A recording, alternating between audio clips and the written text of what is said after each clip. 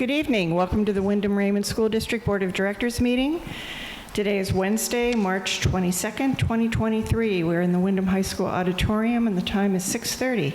May I have a roll call, please? Sure. Kate Bricks. Here. Jessica Bridges. Here. Jenny Butler. Here. Jody Carroll. Caitlin Downs. Here. Pete Hensler. Char Jewell. Here. Kate Levier. Christina Small. Here. Al Potter. Here. Will you please join me in the Pledge of Allegiance? I pledge allegiance to the flag of the United States of America and to the republic for which it stands, one nation, under God, indivisible, with liberty and justice for all. Thank you.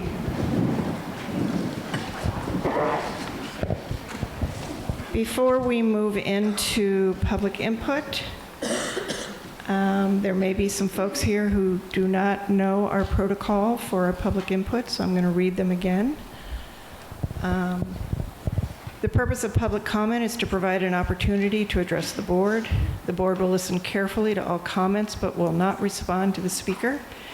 There should be no interaction between the speaker and the audience. Should that occur, the mic will be turned off until decorum is restored. The speaker will not forfeit their allotted time should they wish to continue their address.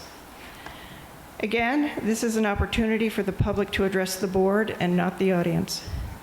Each person is granted an opportunity to address the board one time during public comment and is permitted 3 minutes to speak in total. At the 3-minute mark, the timer will go off and your time at the podium will conclude. The audio will be turned off if the time limit is not adhered to. If you've not finished your comments during the allotted 3 minutes, you may send your complete statement to the board. Requests for information or concerns that require further research will be noted and referred to the superintendent for further action if necessary. Speakers are expected to follow rules of common etiquette and decorum. Conversations among the audience should be moved out of the auditorium during public comment. They are distracting to the board and audience members and are not respectful to those who are speaking. I will stop the proceedings if necessary to allow people to move outside to the hallway if needed. Discussion of matters involving individual students are not permitted during public comment due to the privacy, confidentiality, and due process rights of any RSU 14 student. Also, discussion of personnel matters is not permitted during public comment due to the privacy, confidentiality, and due process rights of RSU 14 employees. For the purpose of this meeting, discussion of a personnel matter means any discussion of job performance or conduct of any RSU 14 employee, including complaints about them. To maintain order, conversations among the audience should be moved out of the auditorium during public comment, and I will again stop the proceedings if necessary. I think I've covered it. So thank you for honoring these guidelines. The board welcomes you to express your concerns and suggestions related to matters of the school district. We will now begin. When you come to the podium, will you please state your full name and the town you reside in? Thank you.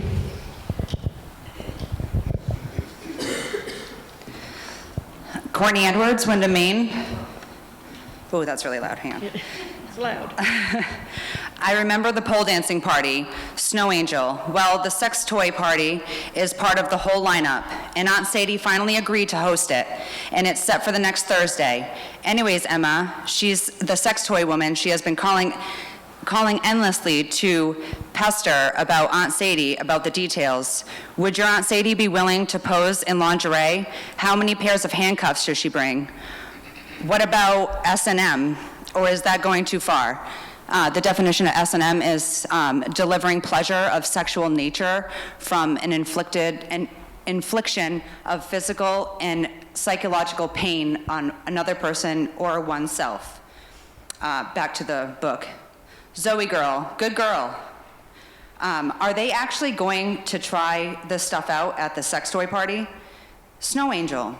The idea is to normalize the sex toys so that the women want to take them home to spice up their sex lives.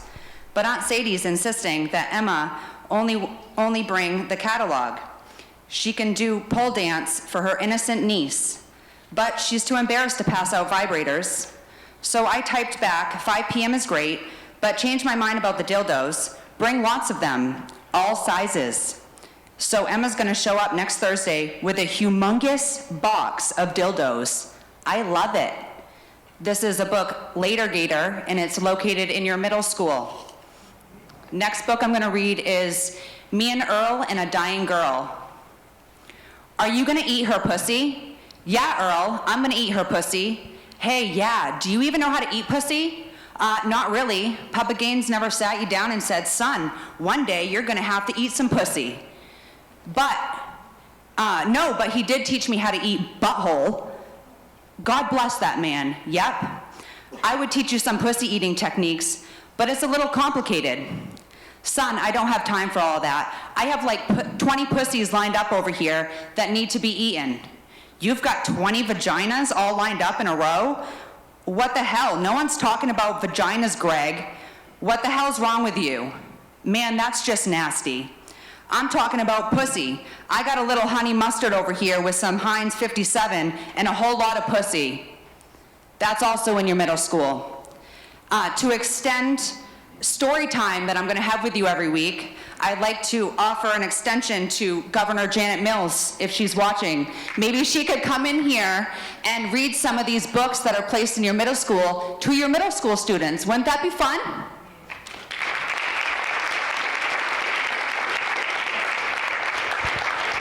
Anyone else?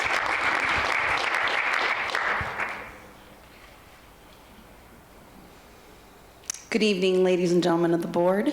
My name is Crystal Ash Cuthbert. I live right here in Wyndham. At last week's school board meeting, several members of the community suggested that book selections made by our school librarians were subjective, with a personal agenda in mind. Finding this comment quite curious, I researched about and directly asked several school librarians what criteria they use when selecting books for their libraries.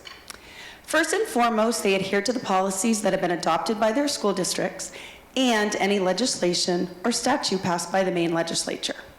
Secondly, they check sites such as Common Sense Media for age appropriateness, content, and reading level. They also base decisions on reviews, award-winning titles, and recommendations from the American Library Association.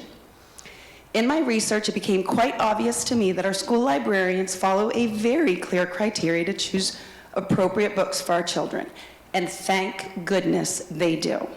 Because quite honestly, I'm not an expert in children's literature, nor do I have the time to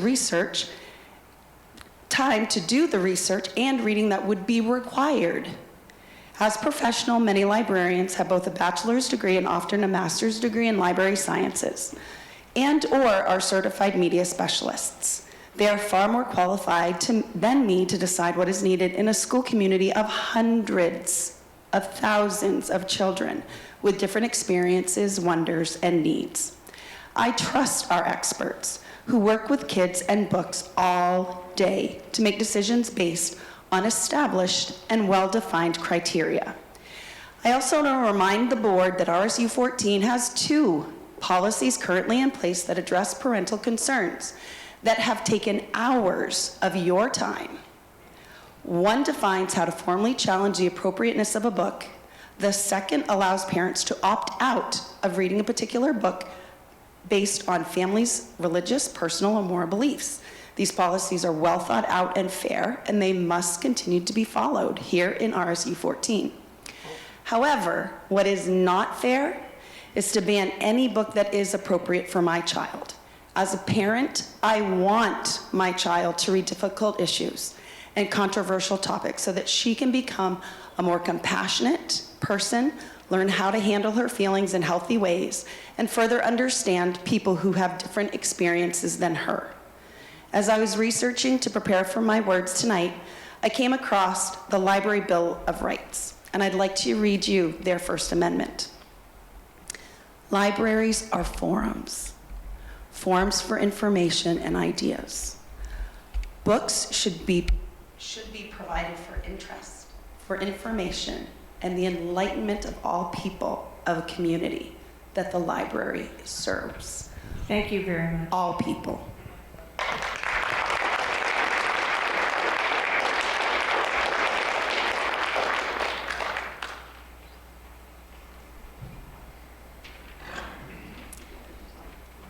Kristen Day from Wyndham. So IFF is being reviewed. Kate, you said that these things take time, so no time frame, I understand.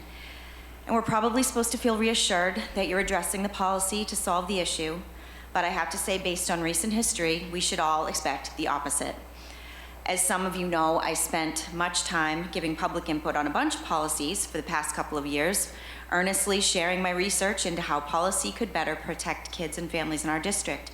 I spoke about IMB, teaching about controversial and sensitive issues.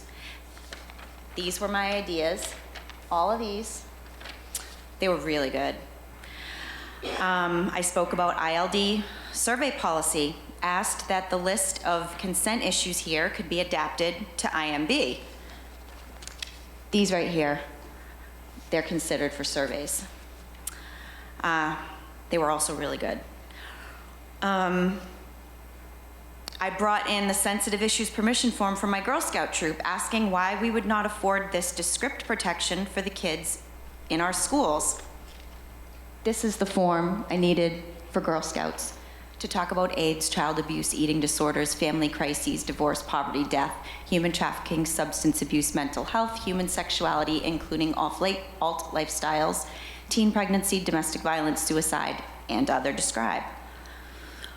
Here's what we got from those reviews. The removal of the word sensitive in the title. Now it's only controversial, so teachers can be selectively sensitive, I guess.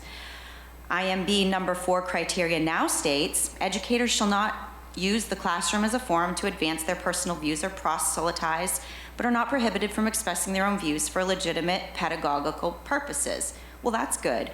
But what they removed from the 2019 policy was the next sentence. He, she does not employ the techniques of the demagogue or the propagandist for attention, for control, or simply for color. My, how times have changed since COVID ushered in the Great Reset. Policy now enables porn in the library and propagandism in the classroom. And shocker, none of my suggestions were taken. IMB was literally looser after revision. This was the first time I knew administration lies and the board is not representing us. And I sincerely hope IFF isn't the same game, different day. I really don't understand the mentality of supporting all books for all ages and all books are safe in school. Left-leaning people support more government policy to micromanage society on every level except in public schools with minors, our kids. Schools and staff are all perfect inherently by their job title alone, and as a group must be protected even though all humans are infallible, and that is the reason why we have laws in the first place. We ask how this most depraved adult content for young kids is needed at school. Thank you very much.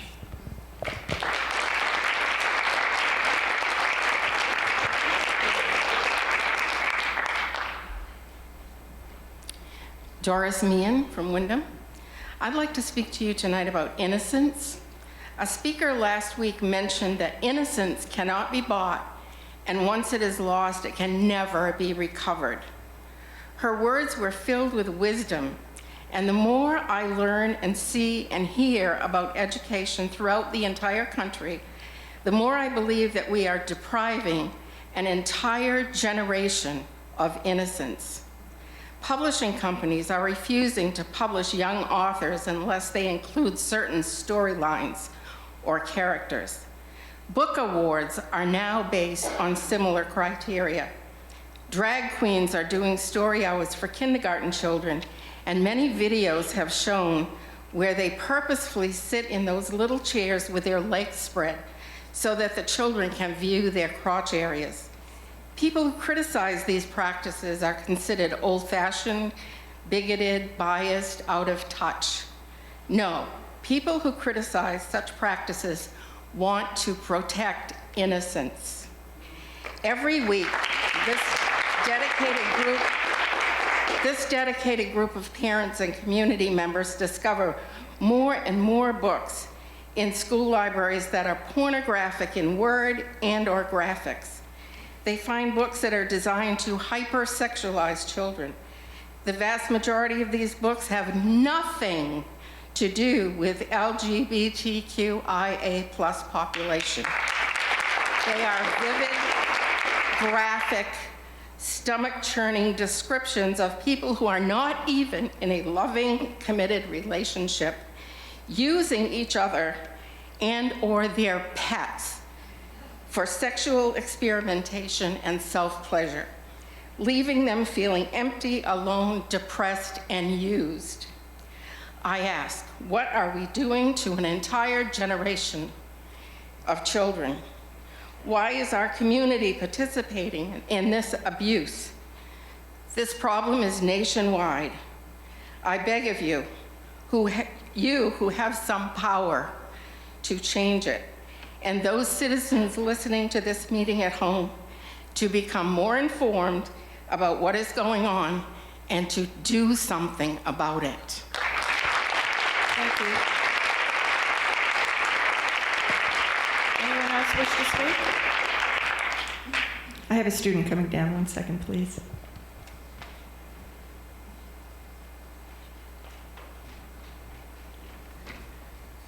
Evenings, greetings. My name is July Trombley. I am from North Windham. I am coming to the school board meeting as a transgender girl of RSU 14 school, Windham Middle School.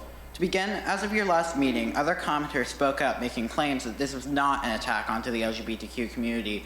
To respond with my opinion as a member of LGBTQ, that I would like to tell the board that work to ban material such as genderqueer does happen to be a direct attack onto our community with malicious purpose to silence us. I present my evidence as follows. With current proposals to ban books for explicit content in Windham and many other locations started with genderqueer, and then gradually more books, the majority of them containing queer content, were brought to attention for being removed from schools. While not all books contain LGBTQ content, a majority do. Since the claimed reason for banning of these books is to remove explicit sexual pornography from schools, this shows that this is maliciously intended and an attack onto our community. Since our stories and literature are not pornography, they have become a target to be removed from educational environments because of stigma and bias against our community. Secondly, the group that is attempting to remove such material seems to be aligned with a conservative political party, which, not to antagonize, but has a long history of stigma, bias, and lack of support for the LGBTQ community, as well as values that oppose our existence. Therefore, they carry a reasonable motive to target us and silence us LGBTQ people. My third set of evidence is that despite already having been provided with multiple options and compromises, such as the ability for parents to restrict what books kids may read, and the commenter suggested library card restriction system, the group attempting to ban material still refute and persist to work and to remove content. This signifies a persistent, biased attempt in removing content just for the inclusion of sexual scenes, especially LGBTQ-focused ones. My fourth and final piece of evidence, by the collective opinion of the LGBTQ community, myself, my many peers, our cisgender straight supporters, agree from our perspective and experiences that the banning and removal of queer content from our libraries, such as genderqueer, is felt as a malicious intended attack onto our community. No matter what the intent is, it harms us and makes us feel unwelcome into our own home of Windham and Raymond. If we feel that we are being targeted, no matter what our opposition says, you cannot deny our experiences and emotions. To finalize this, I would like to insist that from the point of view of myself and fellow LGBTQ peers, with the evidence as provided, that this is an active attack to silence our community, and I urge you to take notice. Remember that this is not just a case of removing explicit media, but an attempt to silence the marginalized and vulnerable communities based on biased and ignorant views. Thank you for your time. Thank you.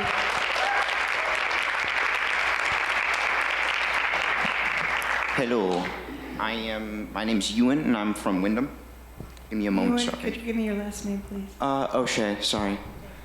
I truly hope none of you adults here believe that us, the kids, the high school at least, would go to any of these books in search of pornography, because I'm sure most of us are much too lazy to do that.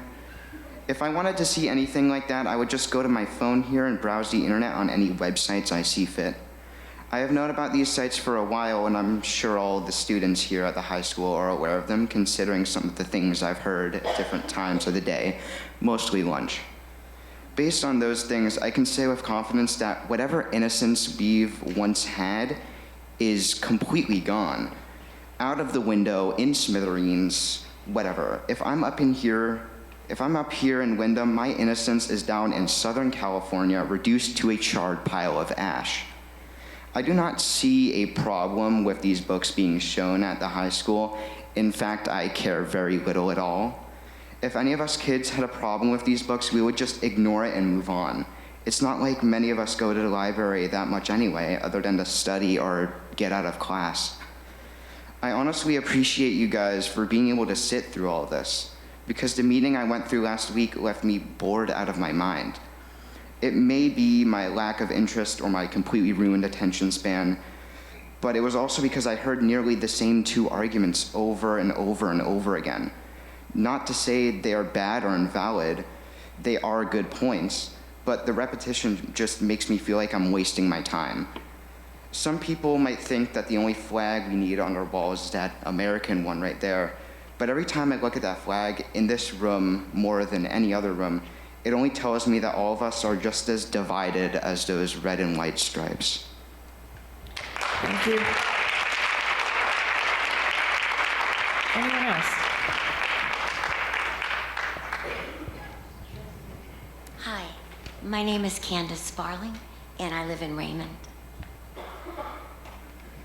I'm a proud mother of 3 adult children and 8 grandchildren. Tonight is my 4th school meeting. I have not gotten up to speak until now because I wanted to hear what people on both sides had to say. More importantly, I wanted to know how they felt.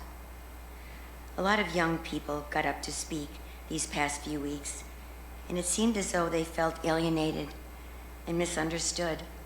That bothers me just as much as the issues in the pornographic books in the library. As a mother, I brought my kids up to tell the truth, to do what was right, and be respectful. When they misbehaved, they knew there were going to be consequences for sure. I remember punishing or grounding my kids many times and knowing they were going to be very angry with me and thinking they are never going to forgive me. But then I said to myself, that is a chance I'm going to take because I'm their mother. The job God gave me was to be a mother, not the friend of my children, not at that time of their lives. But then I said, I know that I would continue to do whatever it took to keep them safe and to protect them and guide them into being responsible adults. So now, I'm asking you to please do the same thing.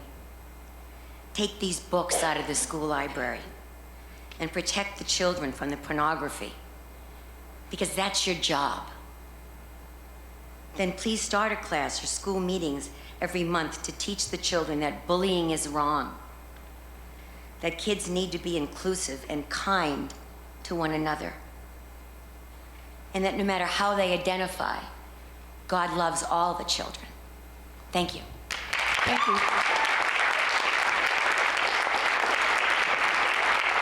Who would like to speak next? Very good. Good evening, board members. My name is Ashlyn Cuthbert, and I'm 8th grader at Wyndham Middle School. I want to state 2 things very, very clearly tonight. The first is that I, as well as many others, appreciate the board's commitment to our community through this debate. I understand that whichever way the board votes and decides, they won't please everyone. We thank you for your tenacity through this strenuous period. The second point I would like to make is that these books save lives. The best way to protect our students is to keep these books in our libraries.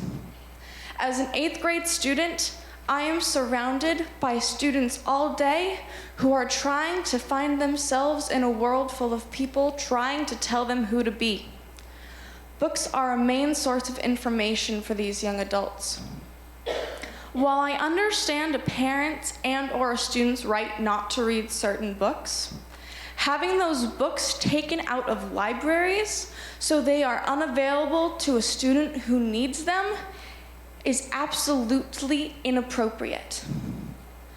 I am here speaking up for my peers because they are scared of what will happen if they speak for themselves. The books that are being called out are just as much as a lifesaver as a first aid kit. To someone contemplating suicide, reading a story that relates to them brings them out of their depression. Just the same, hearing about how parents and peers are attacking their journey can push them farther in. And for those of you who have heard of this story, you could be their 13th reason. I ask that the board keep these policies in place so that books can continue to be available to students who need them. Thank you. Thank you.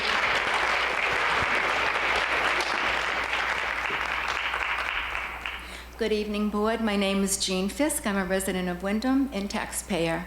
I would first like to recognize two individuals who spoke at last Wednesday's meeting. The first, a parent who pointed out once a child's innocence is lost by the exposure of pornographic material, that child's mind becomes catastrophically changed. I'd like to also recognize and applaud Chad Jewell, who eloquently spoke in opposition of reading materials that pornographically display sexual acts and are currently available in Wyndham school libraries. While working as a registered nurse at Jackson Brook Psychiatric Hospital that treated children, I witnessed the brokenness of an 11-year-old boy.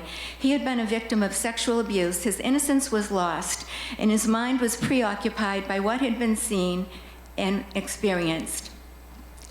While a student of the social work program, I spent my internship at a junior high school. My mentor was a master's degree social worker. To my shocking disappointment, she shared that she and another teacher laughed at the story of a 13-year-old girl who shared her sexual experience. I had expected my mentor to act much more professional with higher ethical standards, but she was only human.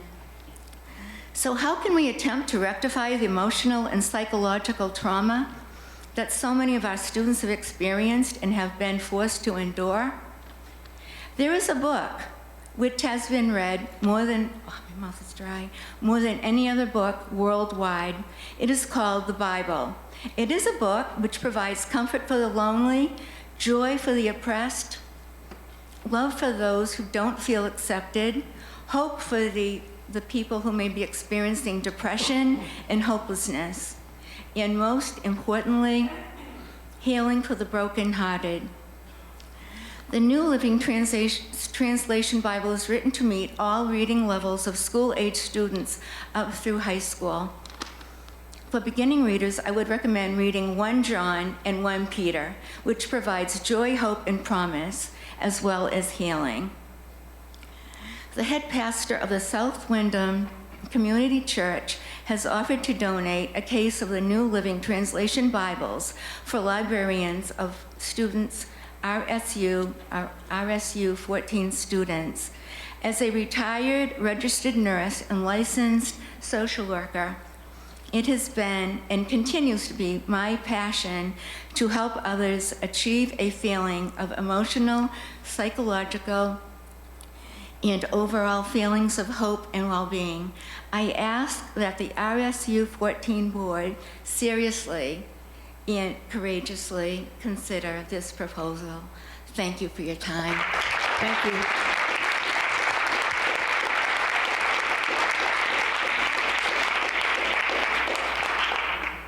you. Evening, school board, community members. Name is Lois Ollette, Wyndham, have first grader. And let's open up with board biases. Because in my opinion, this board should act neutrally, period. Means check your biases at the door and assess it on the facts, period.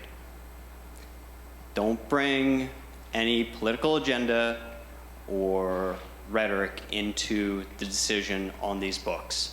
That's the first start. Second start, kind of follow up on the previous speaker, if they want to bring the Bible into this. Okay, fine.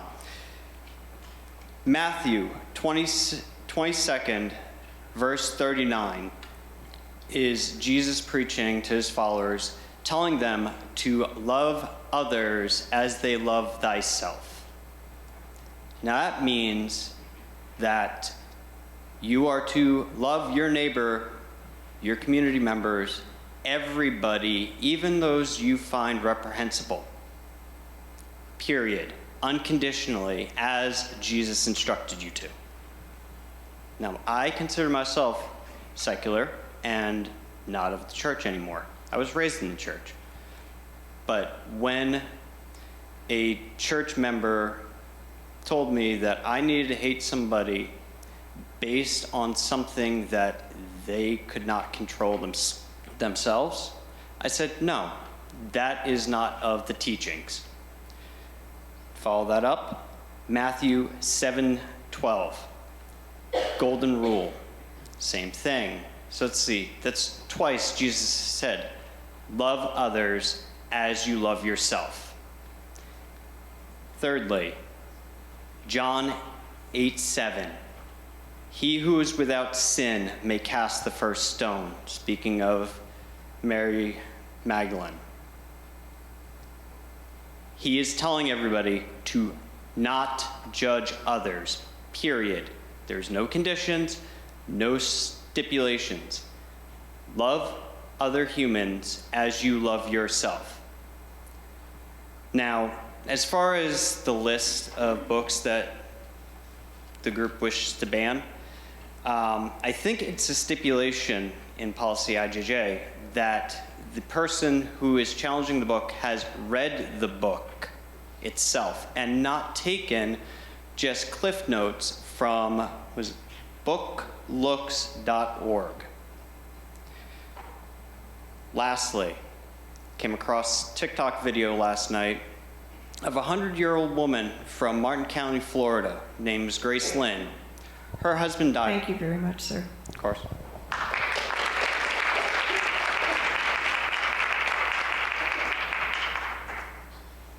Hello, my name is Kate Turpin. I'm a Wyndham resident and a scholarship sponsor. And something I'm really big about is accountability and owning when people change. So I'm gonna hold myself accountable. I misquoted Adam Zajac. Ma'am. Oh, sorry. You must address the Oh, board, I'm sorry, please. okay, later.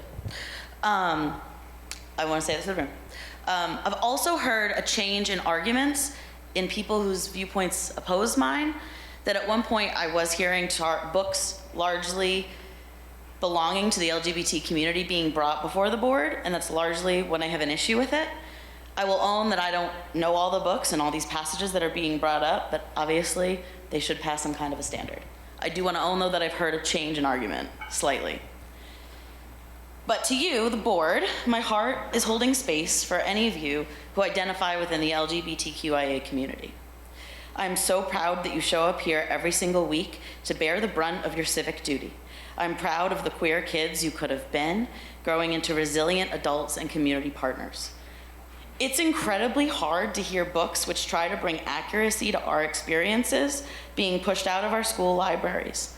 I've felt threatened by the loss of these books.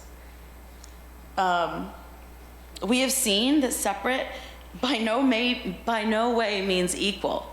So putting books in the public library is not going to be equal, even though separate. I appreciate you tackling such polarizing topics. And on behalf of myself, a queer Wyndham resident, I see you. I'm proud that you're here. Please keep showing up for our town and of our kids. Thank you. Thank you.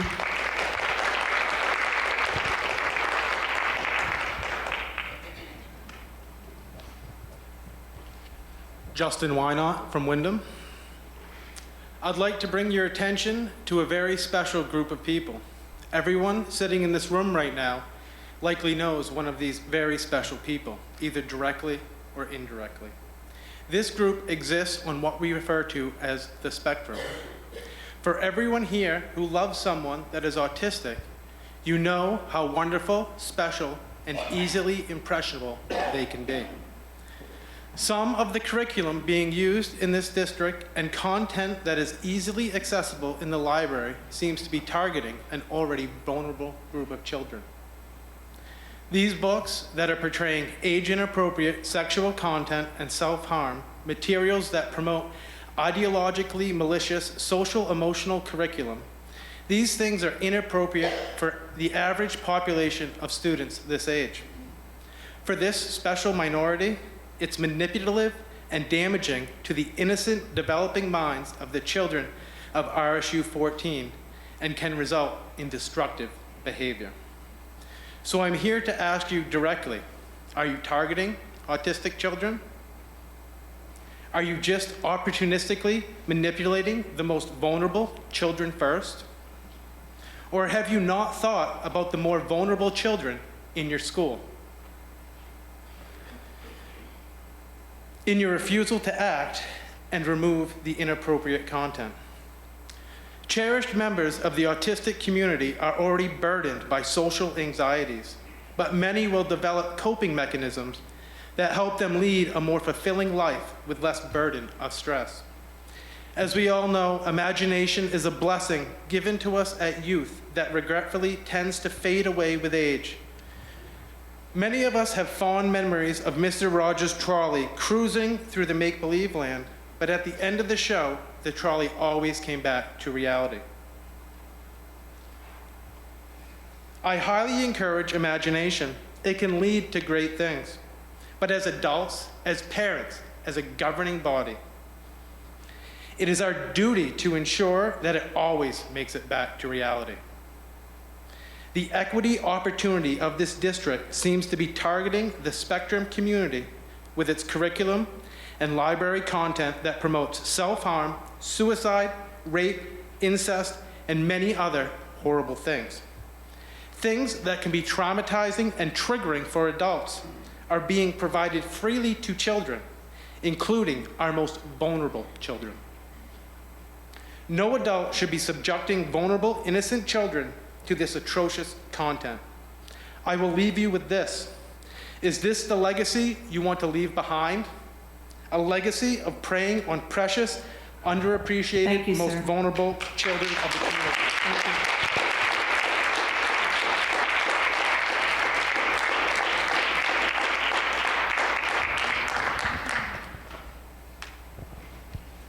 I see someone coming down.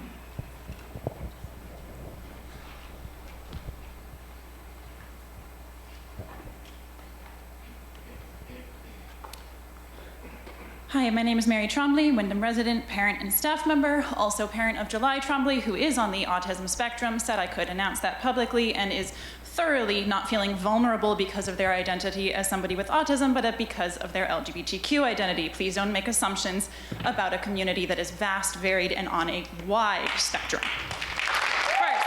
I want to acknowledge your extra time and energy this month. Thank you. I would really like to speak about context and author's purpose. Context is hugely important in a book. Authors work hard to lay foundation for their readers. That way, when the reader encounters a surprising, intense, or uncomfortable theme, it is grounded in a message and a purpose. So to challenge books without reading them, or to get up here and read something out of context, is wrong, deceitful, and malicious. These scenes, these characters, these sexual expressions and actions all do have a purpose. Some, like Nick and Charlie, have a purpose of portraying real relationships. Others have a purpose of bringing light to the impact and harm of sexual assault. Both are based in realities that people face, and both are written with the intent to help the reader. To take certain scenes out of context, to blindly call all books that touch on these sensitive topics obscene or pornographic really only shows an inability or unwillingness to read. Context especially matters in the case of stories that deal with sexual violence. Last week, you heard an excerpt of one book taken out of context. That story was so far from pornographic. It clearly involved a situation the main character did not want to be in. It was hard to hear, but essential to tell. It should make us uncomfortable, but those stories, like the people who identify with them, are valid. Perhaps in this case, the author's purpose was to process their trauma. Perhaps they couldn't and should not be silent about the realities of sexual assault. It may have been, in fact, been written to show how someone was affected by and began to heal from a horrible situation. So please consider our students who may identify with a story like that. If we begin to say this book does not belong in a school library, we send a message to the students who may relate to that book that their lived experience is too shameful or obscene to even read about. We are telling them that the school expects them to be silent, and that would be immoral. If, with the intent to shield children from the world, we remove the books that acknowledge the experience of our queer community, that have characters who face hard truths, and even the ones that do address horrible realities, such as the prevalence of sexual violence, the negative impact would be unimaginable. Because if we say these books don't belong in our schools, we say that the children who go through these experiences don't belong in our schools. And that is a message no one should send. Thank you.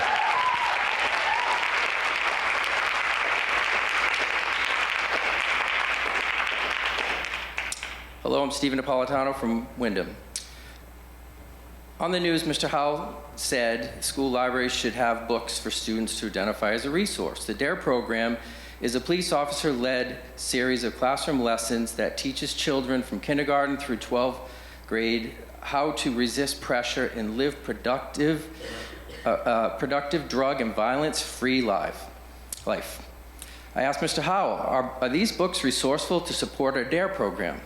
Encouraging distilled alcohol from underage drinking experiences like how to never have drunk sex with someone sober, make sure both are drunk, how to snort cocaine to enhance sexual experience.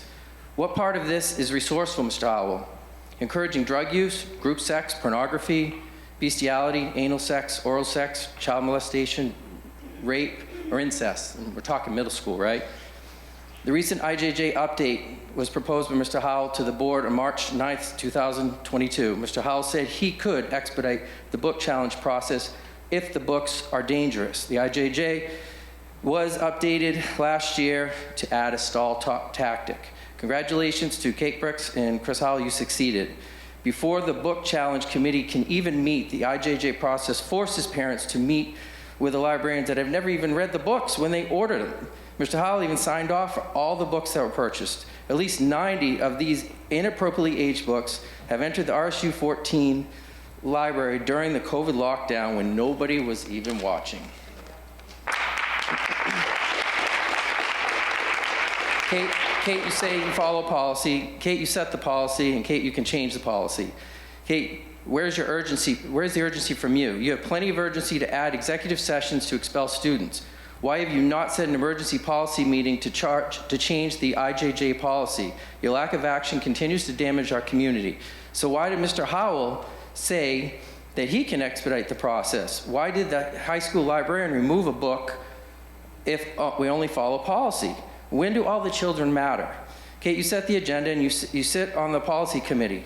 What urgency have you shown since Knox spoke on February 15th? These books are dangerous for minors, our children, and our grandchildren. Kate, you have chosen to protect the superintendent's paycheck over the safety and well-being of our RSU 14 students. I hope everyone in Wyndham and Raymond are watching right now. The school budget vote happens this spring. Most of our taxes go to this school system. Most people don't like public speaking, but they can surely vote down your budget until you start taking action to remove this trash from our school libraries. This is how we can force change, because Kate Bricks and Chris Howell won't protect our children. Thank you. Anyone else? Any other speakers?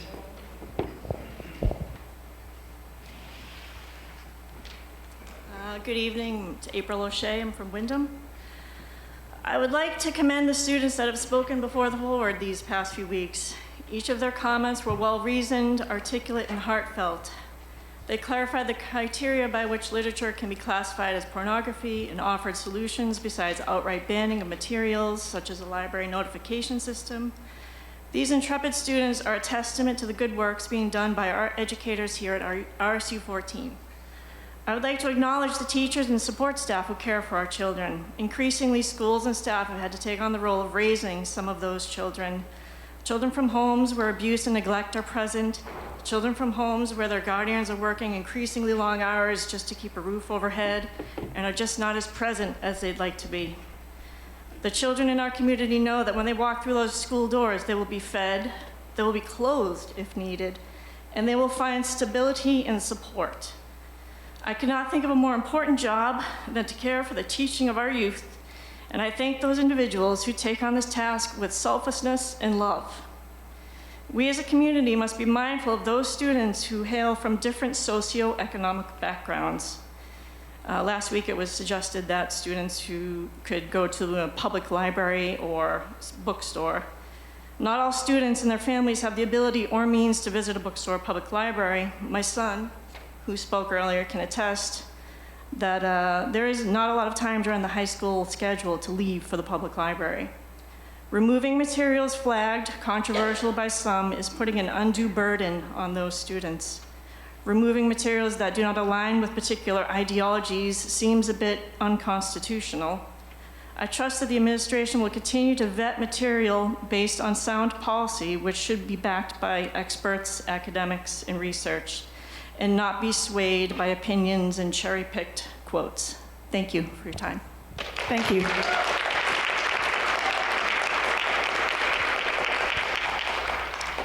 Courtney Post-Vandenberg, Wyndham resident. I am a support staff person here at the high school, and I am a youth leader at a South Wyndham church.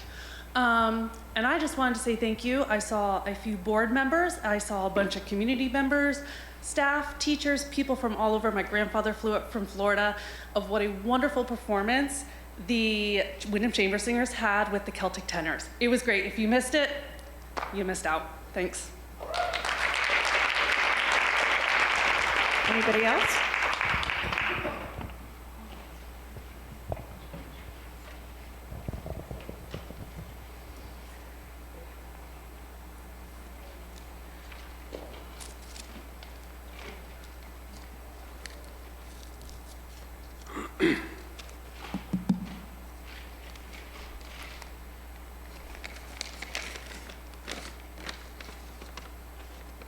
My name is Ken Anderson. I'm from Wyndham. I believe the problem we are facing with the question of pornography in our school is a perilous one. If we allow this to infiltrate the minds of young children, then what kind of future generation are we fostering? If it's all about the children, then why are we handling this problem with situational ethics?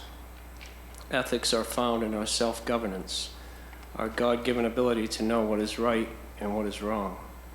And because God's law does not change, then we have a measure by which to govern our lives by. Just a cursory review of much of this literature in question is demoralizing and defiles the individual. Some are calling this civil rights. How is it civil to corrupt the vision of our youth? How is it right to force this illicit behavior upon the minds who we refer to as our future? This is just the same old disease with a different face trying to be normalized in another form. The same societal regression that many have been pushing from day one. Another euphemism just applied more seductively. Clearly a tool to be used for self-defeat and the fragmentation of the American family. The idea that if we only let everyone do what they want, then the world will be a better place and peace will abound. We act in defiance to the will of God, and we seem surprised when these things surface. This world has been here for thousands of years, and we still haven't fixed it. This is because we lose sight of our Creator and what He has decreed for us. What was once private behavior behind closed doors is now making its way into our communities. We must stop saying to one another that, I don't care what you do, just as long as it doesn't affect me. Well, I think that everything anyone ever does affects everyone. I mean, just look around. So the more it is seen and made aware to our children is somehow making it acceptable as a life skill.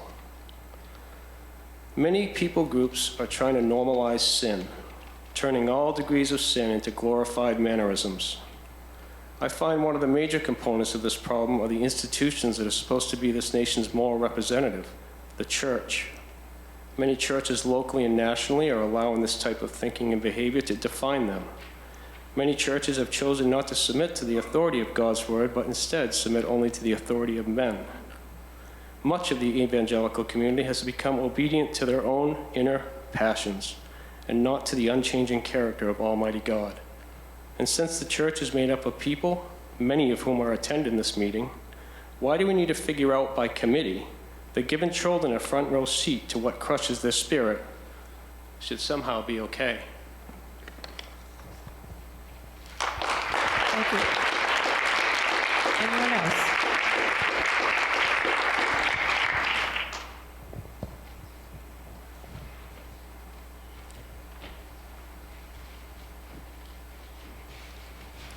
Nikki Hart, Wyndham. As superintendent, school board members, and educators, your ethical promises defined in school policies and laws are in serious question as to your ability to teach and protect and safeguard. The hostile environment that your free will, decisions, and actions created in this district is having a direct impact on the health and well-being of every student, gay, straight, or questioning.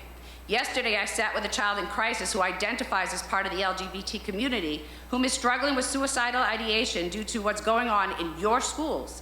Between the sexually explicit books, pressures to choose a trans identity, and the segregated divide of sexual preference, they are overwhelmed with fear and anxiety. During one of the last school board meetings, I recall other LGBTQ students expressing similar concerns of fear as they described having to-go bags under their beds. Many students on both sides have expressed the severe concerns about tensions, pressure, harassment they're enduring daily. Policy AD, board will always consider the welfare of students as the single most important factor in making decisions. This is not what's happening. What's occurring is reverse psychology, racism, and segregation. You are segregating the students into sexual labels, identities, and stereotypes, placing one protected class over another, violating the Main Human Rights Act, which everyone, no matter how they identify, is equal. As a member of the LGBT community, it is demoralizing and degrading that you continue to push these sexually explicit books and symbolic sexual symbols on students as equity and inclusion. The rainbow flag is a symbol of sexuality, as is the pineapple is for swingers. This is not equity or inclusion. However, what you are teaching students is that the LGBT community is nothing but a mere sexual object, and that the extent of their value is nothing more than that. We are no different than anyone else except for who we choose as a partner, and the fact that you need to marginalize us like this is slanderous and dangerous. Data already shows that my community suffers from higher mental health issues, suicidal ideation, drug use, and sexual violence than any other community. You're indoctrinating and grooming children into a particular trans cult movement being pushed, which is just the gateway drug to what is coming, rather than teaching about acceptance and it's okay to like the same sex. You may be protected by the loopholes in the Maine law for possession of sexually explicit materials, but it appears you are not protected under sexual exploitation of minors.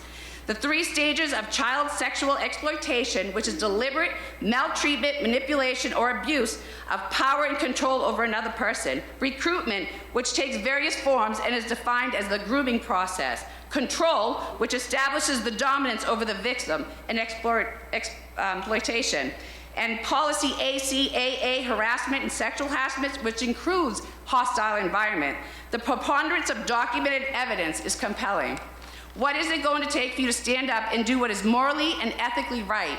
If you were told to teach students to jump off bridges or assault someone, would you or would you not? Thank you very much. How can you look at yourselves in the mirror every day knowing I'm sorry, your time your own is over. free will, I'm you sorry, have overstepped your that time is over.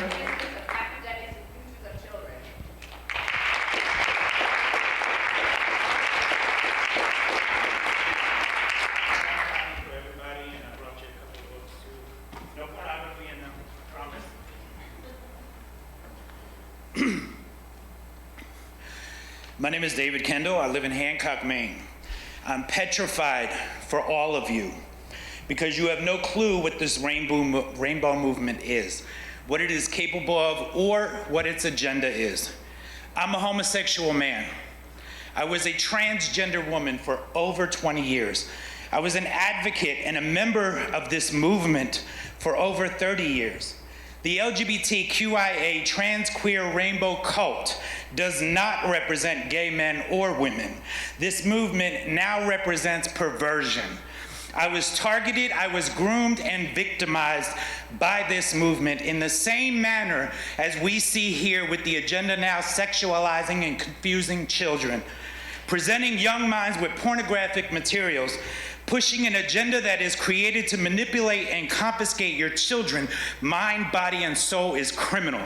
Anyone that thinks a child can decide their gender because of a non-existent gender spectrum is insane. I suffered from gender dysphoria. The definition of dysphoria is an abnormal condition of mental confusion. I suffered from an abnormal condition of mental confusion. When a child is targeted, groomed, desensitized, sexualized, and victimized, there is something in that child's mind that gets switched on. It's not meant to be switched on, not in a child or anyone that cannot make sound, reasonable, and cognitive decisions. These books, as well as the curriculum, anything LGBTQIA, trans, queer, gender ideology, or rainbow-ish, push techniques of desensitizing children to the extremes of fetish, rape, porn, sadomasochistic role play, bestiality, prostitution, incest, and that list goes on. I was the suicidal trans kid that is always brought up in these discussions, but I was also a suicidal trans adult. You know why? Because affirmation, transition, and acceptance does not take away depression, confusion, pain, or delusions of being trapped in the wrong body, which is an impossibility, by the way. These children are only regurgitating what they have been force-fed by this cult and by those promoting, encouraging, and celebrating this assault on children. Let children know it is okay to be gay, but they do not have to be sexual, and they do not have to run into the rainbow to be gay and walk in morality. 350 educators in K-12 schools in 2022 arrested on sex crimes against children. Does nobody else see the danger when teachers and school staff try desperately to defend children being targeted, sexualized, and groomed? The question should be, that was 350 were arrested and charged. How many went unreported? Thank you very much. Thank you.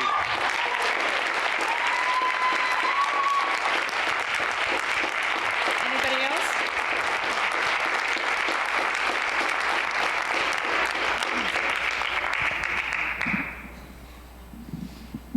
My name is Scott McDonald. I'm from Wyndham.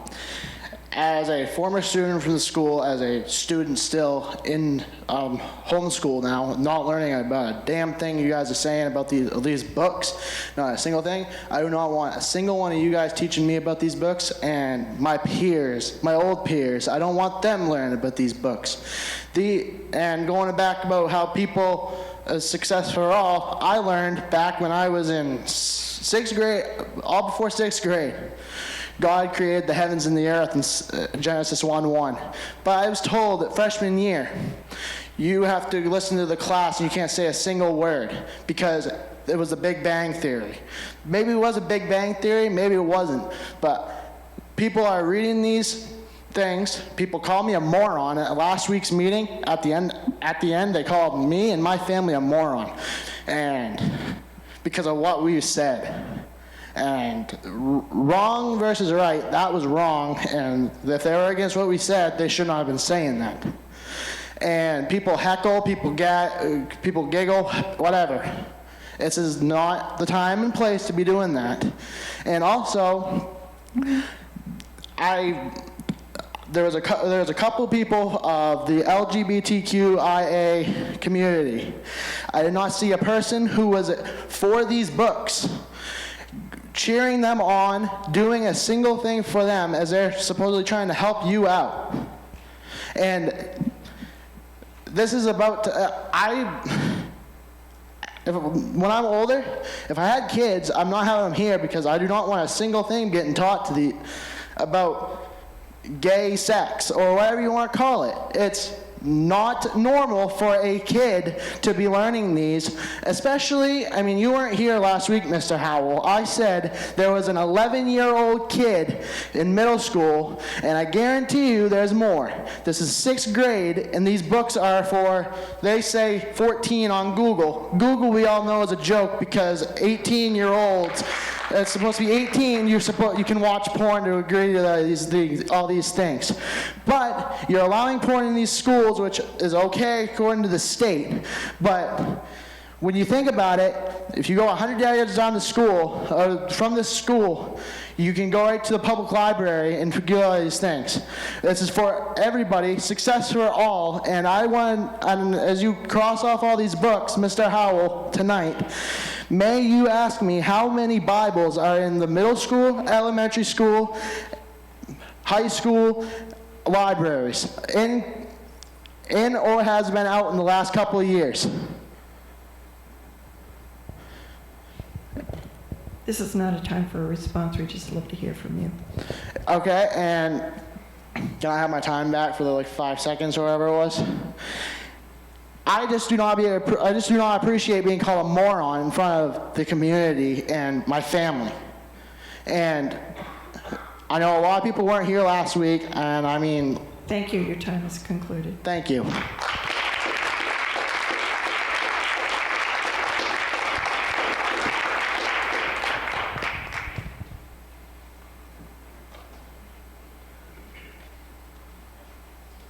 Good evening, Ken Clark, Wyndham. Every time we come here, I'm just astounded at how much stuff is going on. I mean, I guess first and foremost, what's on my mind tonight is, again, just the lack of procedures being followed or anyone taking responsibility at the board level on down to the librarians. These books, in many people's opinions, are not appropriate, they're pornographic, they're illegal, most of the places around. And the fact that they come into the library on the shelves and then no one takes responsibility, and then we have a book meeting, like the IJJ procedures, which we've been trying to follow so closely, I think should stand for it's just a joke. Because literally, we went through 2 different book challenges we had this week, okay? In the first one, the librarian was very good. She read the books. They had some good thought processes, good conversations about it, and they decided to pull the book. Definitely inappropriate. The second meeting we went to, the librarian, we had 3 books. She didn't read any of them. As a matter of fact, she used references on the website. And not us. She used them and defended the book based on what she had seen and written. It's appropriate to talk about the library. It's got to be appropriate. It is. This is what's happening. It's by public opportunity. I'm going to just say what happened. If you would like to talk in generalities, that's great. Generally, that's what happened. Okay? So, right, she didn't read the book. So how can she be educated on telling us what it's all about? Period.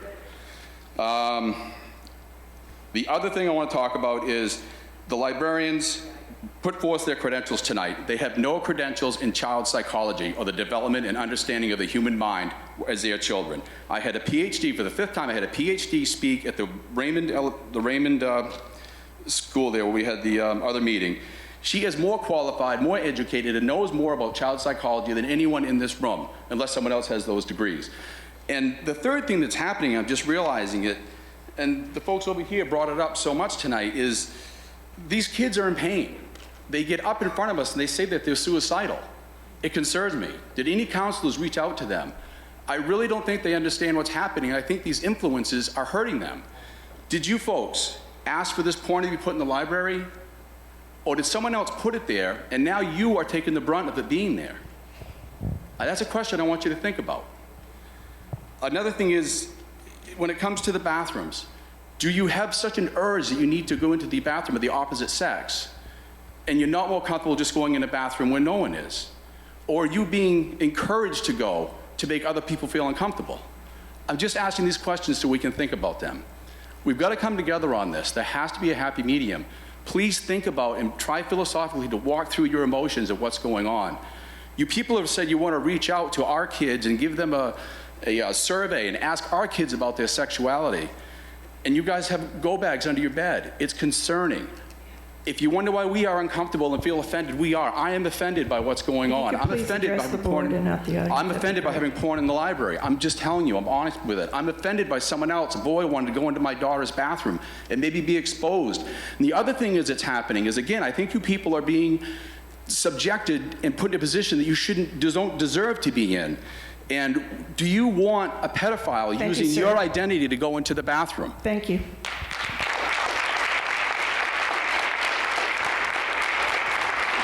Anyone else?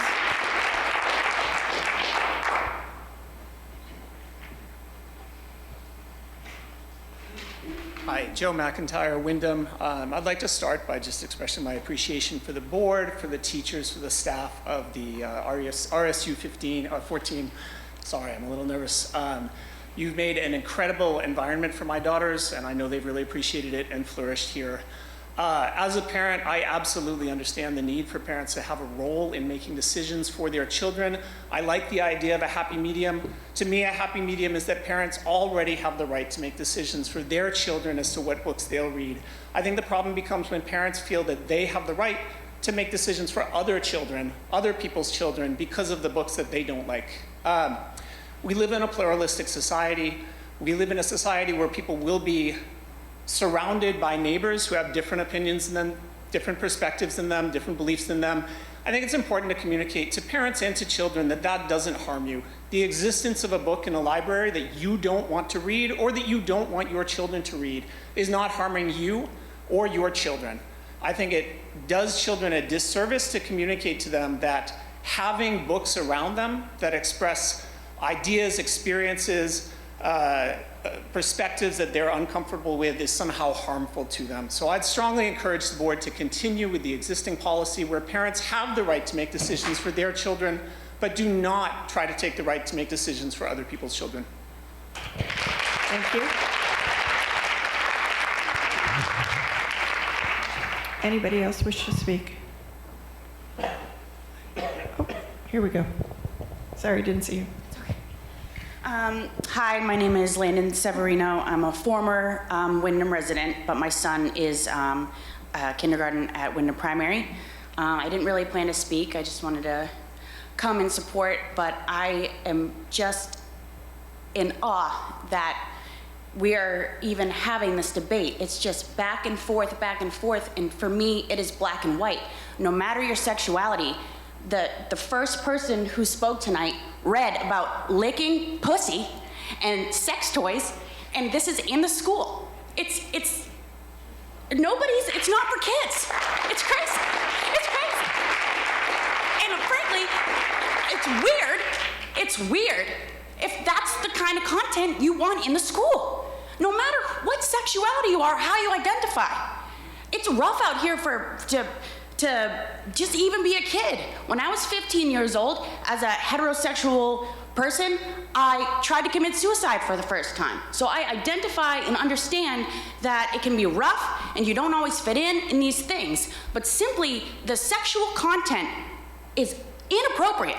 And there is a large group of people who are not coming to these meetings who disagree with this stuff, and they just haven't spoken up yet.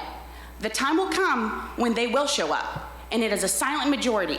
We don't want this for the kids. We don't want sexual licking pussy, and even if you cherry pick, right? Oh, you're cherry picking from the book. This still is not appropriate. Yeah. It's just not. That's it. And we're not going anywhere, and more parents are gonna come, and the silent majority is gonna get louder and louder and louder. It's inappropriate, hands down. Thank you.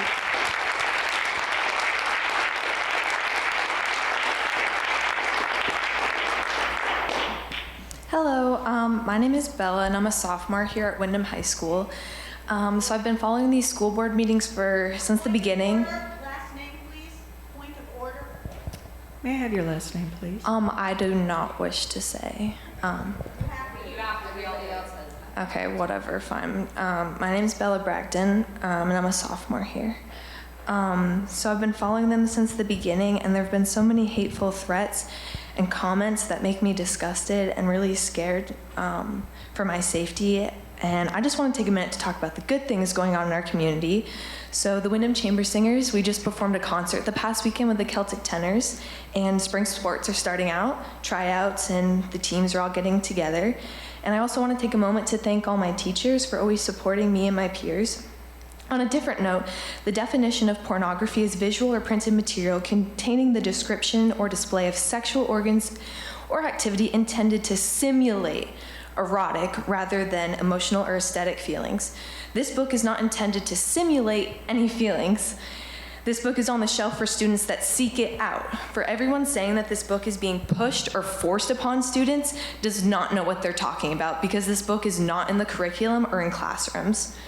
Some students need this resource for educational purposes and for students to find something that they relate to. Taking away this book sets the precedence that being part of the LGBTQIA+ community isn't okay. If your child has access to a phone or laptop, then they already have access to porn online. So maybe you should start there if you don't want your kids seeing porn. And it's not okay to take the book off the shelf for everyone. Parents have the right to take it away for their child, but they don't have the right to take it away for me or other students. That's not okay. And if you're talking about porn and unfit material, then you should look through the library because there's so many other books not related to the LGBTQIA+ community that contain these topics. So maybe you should start there. If you're going to take away this, then you might as well take away all of them as well. Well, you're not actually. If you take this book off the shelf, then you are saying that it's not okay to be part of the community, the LGBTQIA+ community. Sorry about that. So I just wanted to take a minute to say that and just recognize all the good things that are happening instead of all the really hateful things. Thank you very much. Anybody else?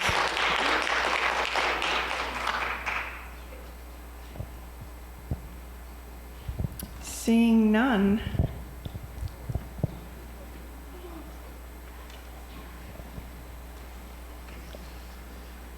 Hi, I'm Jennifer White, and I own a Joyful Noise Christian Daycare and Learning Center here in town. I sent the board a letter this week. Hopefully you all had a chance to read it. I do have concerns with the materials. To me, there is pornography going on in our schools. It saddens me greatly. I do have some concerns about conflicts of interest with partnerships that occur here. We have state licensed child care facilities that take place in these schools. We have summer camps that get child care subsidy funding. And if you look at what the licensing rules are from the state of Maine, it says under detrimental practices, we are strictly prohibited from exposing a child to profane language. This is like not even reaching the limits of pornography, okay? We are strictly prohibited from exposing a child to profane language, depictions of violence, use of illicit drugs, or sexual content. And we're mandated to report that. It falls under child sexual abuse and exploitation. So I don't know why this is being ignored, because we are putting at risk some very good programs for our children for after-school care that are going on in this school. We're putting them at risk. It's not okay. And I have to say, with parents getting up and voicing their concerns over and over again, in my opinion, I question, does this fall under, being sexual harassment? That's something that needs to really seriously be looked at. And I'm not saying that lightly. I'm saying it very seriously. Because I think that there is, right now, people that are just on the verge. I mean, honestly, I just hate to see this turn into a legal thing. And I think we're at the cusp. So please, please look at your policies. We need revisions. There's nothing wrong with removing stuff from the libraries, okay? We're not banning books. We're removing inappropriate materials. And it's not just pornography. There's other books, okay? For instance, I'll just tell you one that's in the high school called House of Sky and Breath. It's got the F word 335 times in it. What student needs to read that? Please tell me. It's got other curse words in there, over 200 more. 500 to 600 inappropriate words. Thank you very much. Appreciate we need the to time. do better.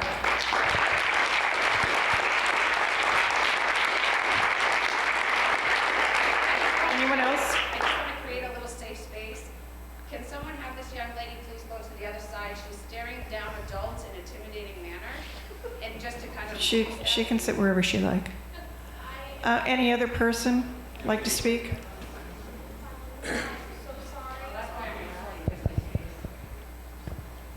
Best not be recording my child. Public play. It's a voice... Ladies and gentlemen. Hello. I have to protect her. Ladies and gentlemen. My Thank name's you. Mike O'Neill. I'm from Keeping Kids Safe.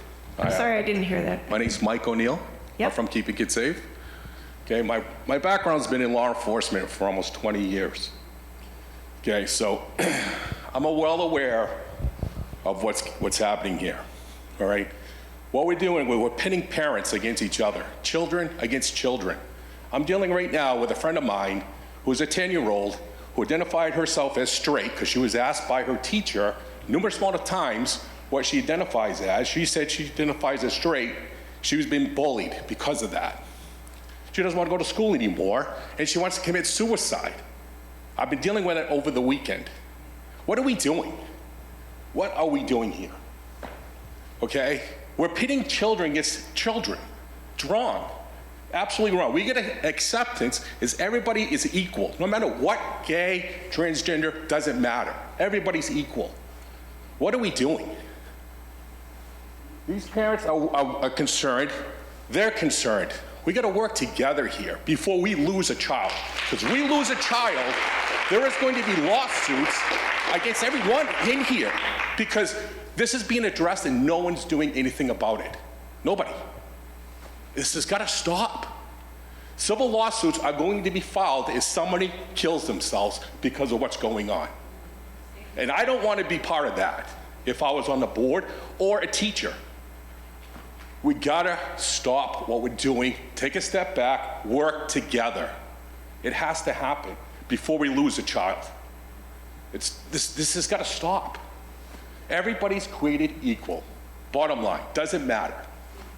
We got to start respecting each other or we're going to lose, and we can't. We have a future here. Everybody, these children are the future of us, of America. We're one. That flag represents everybody. Everybody. I fought for that flag. I was in the military, and I fought for that flag. Okay? That represents everybody. We got to stop this. These books, some of these books that I looked at, yes, they are explicit sexual material. Absolutely. But there's other books out there that will help children and teach them. Get those books in the schools. We got to do something here, people, before we lose our children. Thank you. Thank you. Anyone else?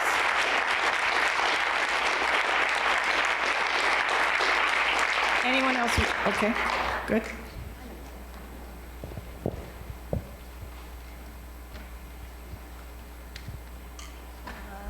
So good evening. My name is Tiffany Sinclair. I'm a Windham resident and former Windham High School graduate. I wanted to take this opportunity to express appreciation for the RSU 14 staff by sharing personal experiences as a student that attended the district and as a mom of 2 current students. As a student that moved around often, Windham School gave me something I didn't experience in many other districts. My core memories from Windham schools were centered around connection, not curriculum. Staff focused on seeing, learning, and truly knowing the students. From a child's perspective, time was not misused and with unproductive community debate. Rather, it was used to foster community togetherness and growth. My experiences here in Windham led Windham to being a town I wanted to move back to and settle my family in and invest. RSU 14 is special because our staff care, support, encourage, and go the extra mile. I felt it as a student, I see it as a parent, and my sons are surrounded by it now. The staff is not perfect, they are human. Perfection is not attainable for any human, nor would we want that, as it doesn't foster the opportunity to grow and learn. We often naturally give children grace to make mistakes because we know that is the best way to learn. Unfortunately, at some point in our lives, we subconsciously stop giving grace, and that is only to our own detriment. In my opinion, what our staff does and how they show up, even after a mistake, speaks louder than the growing pains we endure. I recently sent a survey to the Windham staff asking for feedback regarding Staff Appreciation Week in May. I was overwhelmingly taken back by the number of responses that express the biggest way they feel appreciated is when what they do is recognized with a simple email, card, verbal acknowledgement, or handwritten thank you. After reviewing the feedback, I felt like I needed to take action. I provided a space online as well as invited community here tonight to share their appreciation and experience with the purpose of lifting our community up. Here are some highlights from what was shared online. RSU 14 staff, we appreciate all the nights you stay late, all the days you cover each other when there are no substitutes available, the teamwork provided by all staff to stay late in clean rooms, sometimes with your own supplies. We see you donating your time to after-school clubs, student events, and things outside of your contracted hours. We see that your plates are full. We see you leaving overwhelmed at times, but more often we see that you are filled with pride. To the central office staff that stopped by to pull trash, thank you. It's appreciated beyond words. To the bus drivers who provided safe transportation for our children to and from school, it's a job very few want, and we cannot thank you enough. To the kitchen staff, you are truly appreciated. We see the hours you put into keeping our children with allergies safe and quality meals being served to every child. To all of the Wyndham staff, including administration, school board members, transportation, and central office, please know the community sees and appreciates that with all going on, you still show up ready to have a positive impact, even when words are harsh and debilitating. I speak for many when I say we appreciate your hard work, endless hours, and unseen dedication. We are here to support you and stand with you through challenge and success. Thank you. Thank you.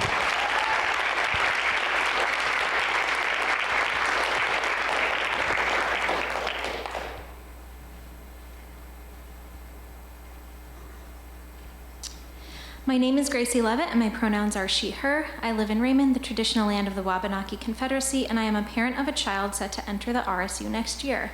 I'd like to echo those who have voiced their gratitude for the board and for our educators. Thank you, and thank you deeply to the youth who have spoken here so courageously. Like a previous speaker tonight, I am not surprised that many in this room and in this community have different opinions about what is appropriate because we live in a pluralistic world.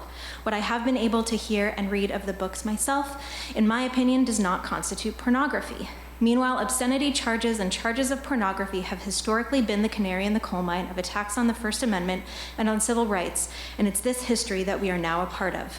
I've heard some people in this room say their arguments against a number of books are not anti-LGBTQIA+, only to hear moments later calls to remove pride flags from schools and calling into question critical policies that ensure children can use bathrooms that align with their identities.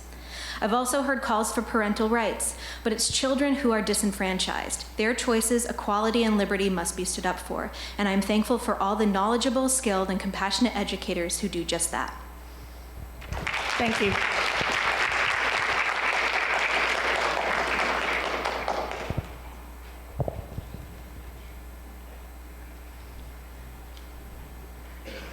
Jeff Dowling, Wyndham resident.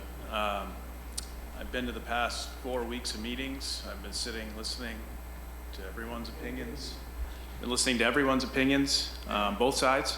And I gotta say, I'm kind of sad to hear all of this. Like, I've had a son go through the system. He had some issues at the high school that, you know, in the bathroom, that he had to deal with. Somebody coming in and using the bathroom that wasn't the proper, or wasn't male at the urinal.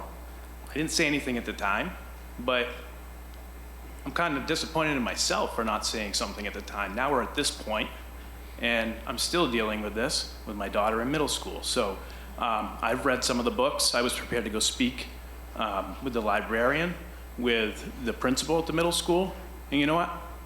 I phoned it in. I said, it doesn't matter if I speak to you at this point because it's all about the policy and it's about what the board's going to do. So just want to say I don't agree with a lot of the books. It has nothing to do with LGBTQ or anything like that. It has to do with the content. Is it educational? Is it doing something for my child? I read Flamer in like 30 minutes. It's like a cartoon. You know, I read through it. I think that book would probably be okay, except for the one piece where all the boys are playing a game and masturbating into a bottle. And if you don't, you have to drink it. That's disgusting. And I don't want my kid reading that garbage. So please get the books out, and hopefully we can all stop coming to these meetings every Wednesday. I'd love to see my daughter do gymnastics again. It would be great. Thank you. Thank you. Any other individual would wish to speak? I don't see any movement. Okay.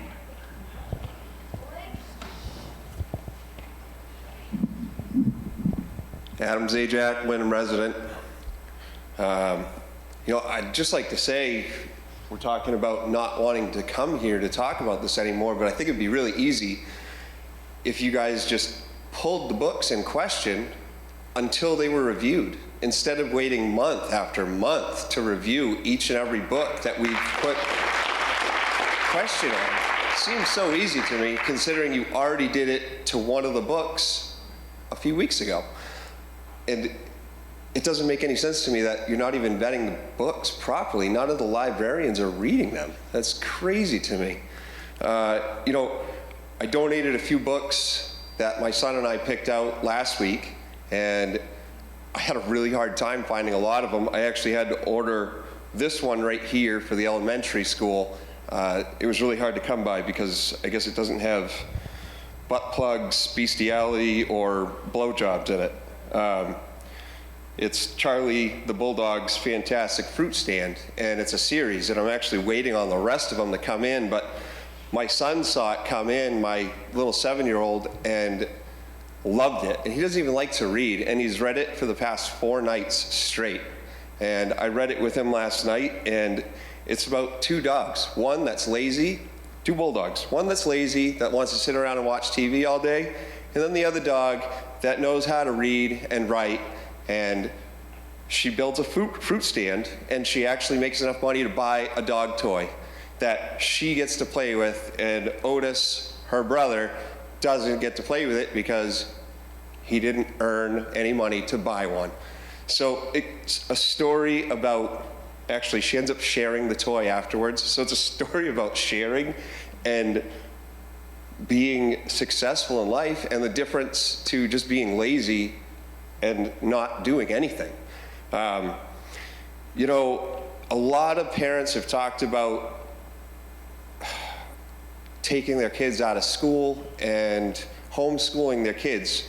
And I, for one, was not into that. And I think a lot of other parents that work, it's just not possible. And man, I didn't want to say this, but last year I actually came so close to doing a skilled trades course for TIG welding and fabrication. And, you know, if we don't start getting our shit together in this school system, I'm really going to start thinking about opening up a skilled trades school next year. And I've gotten a lot of requests from teachers from the RSU 14 that aren't happy with what's being taught here, and they would love to come aboard and join. And thank you, sir. Appreciate your time. I'm going to hold on to this book until the rest of the series comes because my kid really likes Perfect, it. thanks. Anybody else? Okay, that concludes public comment. We're going to take a 5-minute break. Thank you.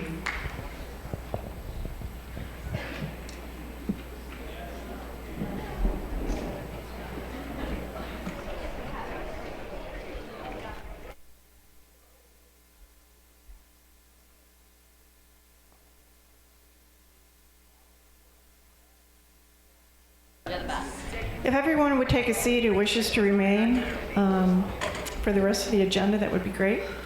And then we will proceed.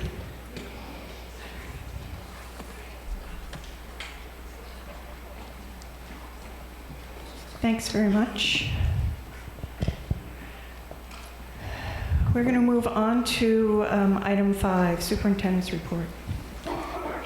Thank you. I have a couple things that I want to share tonight. First of all, for board members, we're in the final phases of working out the agreement with Portland Water District and also with the town of Windham for the upgrades that will take place at the Manchester site for new ball fields, as well as improving the traffic patterns that are up there, as well as improving the parking lot for Manchester School. And remember correctly, that is a combined project between Portland Water District, the town of Windham, and RSU 14 for additional ball fields, play spaces, as well as doing some improvements to Manchester, and then also remove Manchester from its current leach field system to a sewer system. But we'll be looking to do a presentation for the board probably near the end of April, so that the board will have an understanding of that process and also some of the costs that are going to be associated with that. Also, just want to do a quick announcement. Title I Literacy Night is tomorrow night at Raymond Elementary School. Beth, you're probably going to cover that within your budget presentation. And if you have the opportunity, then you can go and watch the Raymond RES Raven. play Ralph DeSarno in some basketball in the RES gym, so I think it's going to be a great night for kids. Also want to point out Officer Fournier, who's there in the back corner, who is our illustrious high school SRO, was recently promoted was promoted this past week to the rank of sergeant, and Officer Fournier will be leaving us as high school SRO and will be engaging in a process here over the next couple weeks to do something which isn't possible, which is replace you. But thank you for 8 years of service here at Wyndham High School. You've done an outstanding job, and I know you'll be an outstanding sergeant and leader for everyone else in the Wyndham Police Force. And it's been a joy working with you over these 8 years, having you as my SRO and then working with you. But just thank you for that, and we'll be looking to do a replacement for you. Also, a couple things that I want to point out is that tomorrow we have a community letter going out. We've had questions about process for book reviews and challenges, and even some recent forward requests for the challenge materials, and a lot of interest in that recently. So we've developed a website where the public can go ahead and track where we are in the process of challenges, what books are currently being challenged, which ones have committees that have been formed, and then working on a timeline for that. We anticipate that some of those challenge materials may be coming to the board in future meetings, and in those meetings the board will have the opportunity to not only hear from the individual who has submitted the challenge, but also from the review committee, and we'll have the opportunity to ask questions. Eventually, all of that will go to a vote, if that's the direction that it heads in.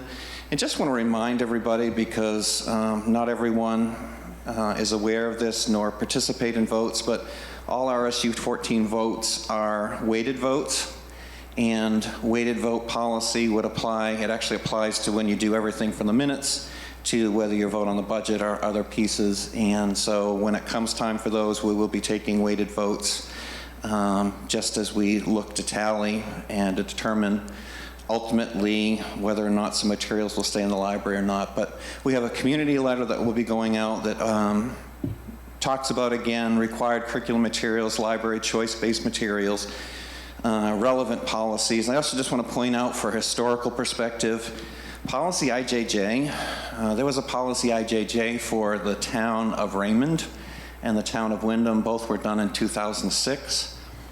RSU 14 adopted policy IJJ in 2013, and it was revised or reviewed with a couple of revisions, slight revisions, in 2022. But it's a policy that's actually been around for about 16 years. Prior to the 2006 policy, did a little research to policy, just trying to find original copies, and still looking for the paper copies on that. So it's been policy, it's been around for a while, but again, the letter that will go out to the community with a link to the website will include what books are currently being challenged, and additionally where we are in the process, because I know people are eager to see where that is and eventually where it's going to end up with on the board. And but look for that in your inboxes tomorrow. And with that, I'm going to turn it over to Board Roundtable. Who would like to speak?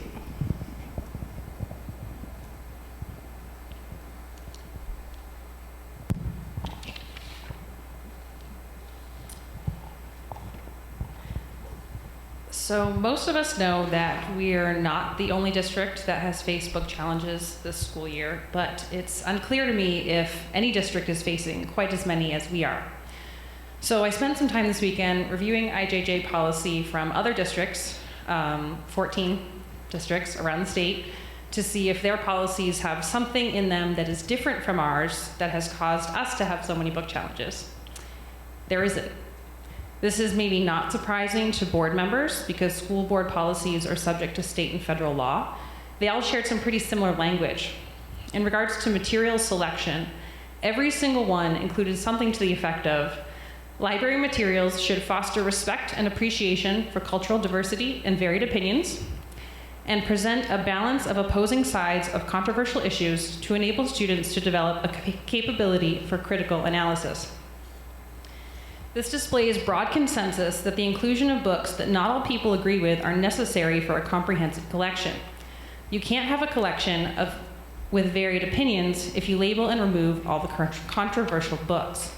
I'd urge the policy committee, when you consider policy changes to the materials selection section of this policy, that you acknowledge the difference between what is inappropriate and what is controversial. Secondly, I found some text in IJJ policy from another district in Maine that has worked through some book challenges this school year that I felt is helpful in clarifying roles and responsibilities. So I'm asking that the policy committee consider adding a version of it to our own policy upon review. It reads, the board recognizes that while librarians are trained in selection materials in accordance with board policy and may provide guidance to students in selecting texts, the ultimate determination of appropriateness for a minor lies with the parent or guardian. However, at no time will the wishes of one child's parent to restrict his or her reading or viewing of a particular item infringe on other parents' rights to permit their children to read or view the same material. I thank the policy committee for their consideration. Thank you. Anyone else? Okay, thank you. So fun fact about me is that my college degree is actually in literature. I studied English literature, African American literature, British literature, as well as children's literature, as well as some of the components and how they impacted people as they were reading them. And I am on board for age-appropriate books to be available to all the students here in our libraries. Age-appropriate books available. And I know that Kate mentioned last week in our meeting that it is something that we need to review given the influx of books that have been brought to our attention. It is something that needs to be considered a huge priority to make sure that we don't have inappropriate materials available to innocent children in our school district. And I want to thank the parents for continuing to come every week and show their support for all the students here in the district. It is very encouraging to see that you guys are watching and that you guys support the kids and that you're here for them, much like we all are here as well. So thank you for that, and keep coming. We appreciate it.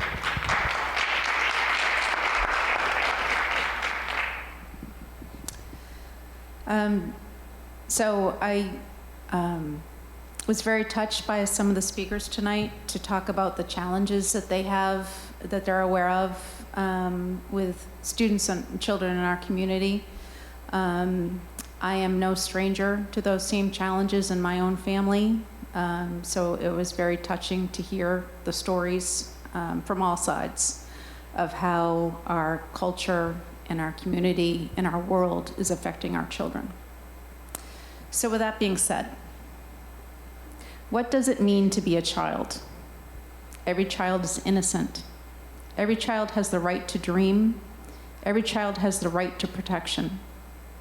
A child's innocence is the magic in their lives. It is what all of us yearn after it is lost. Do you remember dreaming when you were a child? What did you dream about? I remember dreaming of becoming a world-renowned equestrian. When I was in high school, I dreamed of being a successful accountant so I could afford to be a world-renowned equestrian. And yes, that was supposed to be funny. I dreamed of meeting the man of my dreams and starting a family. I had a lot of dreams growing up. Looking back on my childhood, I wouldn't trade it to be a child today. Frequently, we hear people talk about how difficult it is growing up today than it was pre-internet and cable TV. I certainly share this sentiment. The world is a much bigger place than it was 30 plus years ago. Back then, all we had to worry about was to be home by dinner time and have good grades in school. There was no access to limitless information as we have today. We all know children are unable to make serious decisions. That is why adults need to be there to protect them. We need to protect them from the things that parents couldn't even imagine 30 years ago. Children today face a huge flood of educational and social information from a very young age. Are they equipped to handle the information they come across? How much damage can information children are not ready for due to their development? What are the long-term effects to individuals and communities where children were exposed to information they were not prepared to handle? We see it every day. Children with anxiety, depression, ADHD, general behavior problems. The numbers are growing every day. According to the CDC, the rates for children having a mental health disorder among 13 to 17-year-olds in 2016 to 2019, ADHD, approximately 6 million children in the United States. Anxiety, 5.8 million.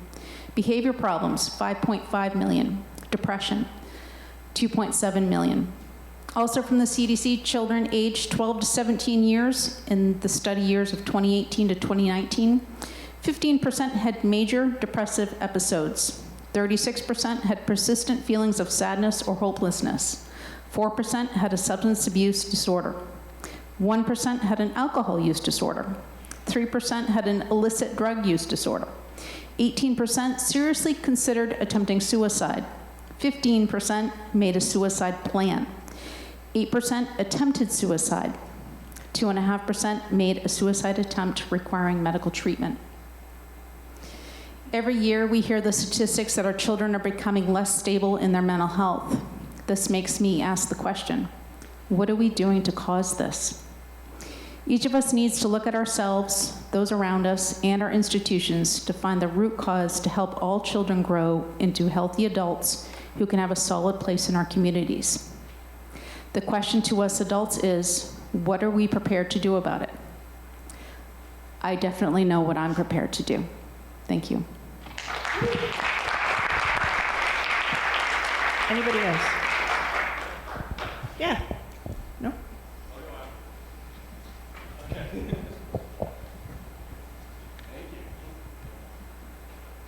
There we go. So I was here last week, and I spoke about how thankful I was for all the students who came here and spoke. And I was sitting here thinking about how I was feeling the first time I came and spoke at a school board meeting, and how I think maybe people don't always realize, but I was shaking. I was very nervous. I have this thing when I'm public speaking, my hands get really sweaty. It's kind of awful, especially when you have to hold a microphone. And I'm class president. I've spoken at multiple NHS inductions. I'm pretty confident at public speaking. I love it. That's kind of besides the point. When I was thinking about all of the things that I feel when I'm public speaking, and I sat here and I listened to community members speak to fellow students about their actions and behaviors and the things they were saying during board meetings and during this board meeting, all that was going through my head was, what is going on? Are you kidding me? These students, we're all here for the students. This is all the parents and community members and board members. We're here to make sure the students have the best success they can possibly have. And I think everybody understands that. But to speak to students who are here to express their voice and perspective, and I said last week that that perspective is so important, and to make them walk out of here feeling ashamed or maybe feeling like they shouldn't come down here and speak again or come to a board meeting is so harmful. I'm extremely grateful that we have a board that has the student representative role, but there's no way I could possibly represent everybody's perspective. There's no way I could ever do that. So it's important to have these ideas like public input, and it's important to have students come down here and speak. So I asked the community members, when we have students come down here and speak, we're respectful, because as nervous as you are coming down here to speak, I can promise you they are 10 times as nervous because this is something they have never done before. So future meetings, please respect our students and let's listen to what they have to say, because they probably are the ones saying the most important things. Thanks. Thank you, Al. Yes, this is on. Hi, everybody. I have 3 things. And the first one is a huge shout out to the chamber singers and the Celtic Tenors concert that was Saturday night. We are so fortunate to have Dr. Rick Nickerson in our system for as long as he has been. It is a great legacy. There are some members of Windham Chamber Singers who are second generation, which is really cool. And there are a couple of members currently that I've known literally their whole lives. This organization is not just well respected in our community, but very well in other places too. He wouldn't be able to talk an international group like the Celtic Tenors into coming here and performing if it wasn't so well recognized. So again, cheers to the Windham Chamber Singers. Item 2. We have been listening to concerns from community members about some books that are in our school libraries. Several have been officially challenged, and the board is following the process outlined by policy IJJ. I presume we'll be receiving a report soon from the high school committee about genderqueer with their recommendation. This process is supposed to be unbiased as we approach it.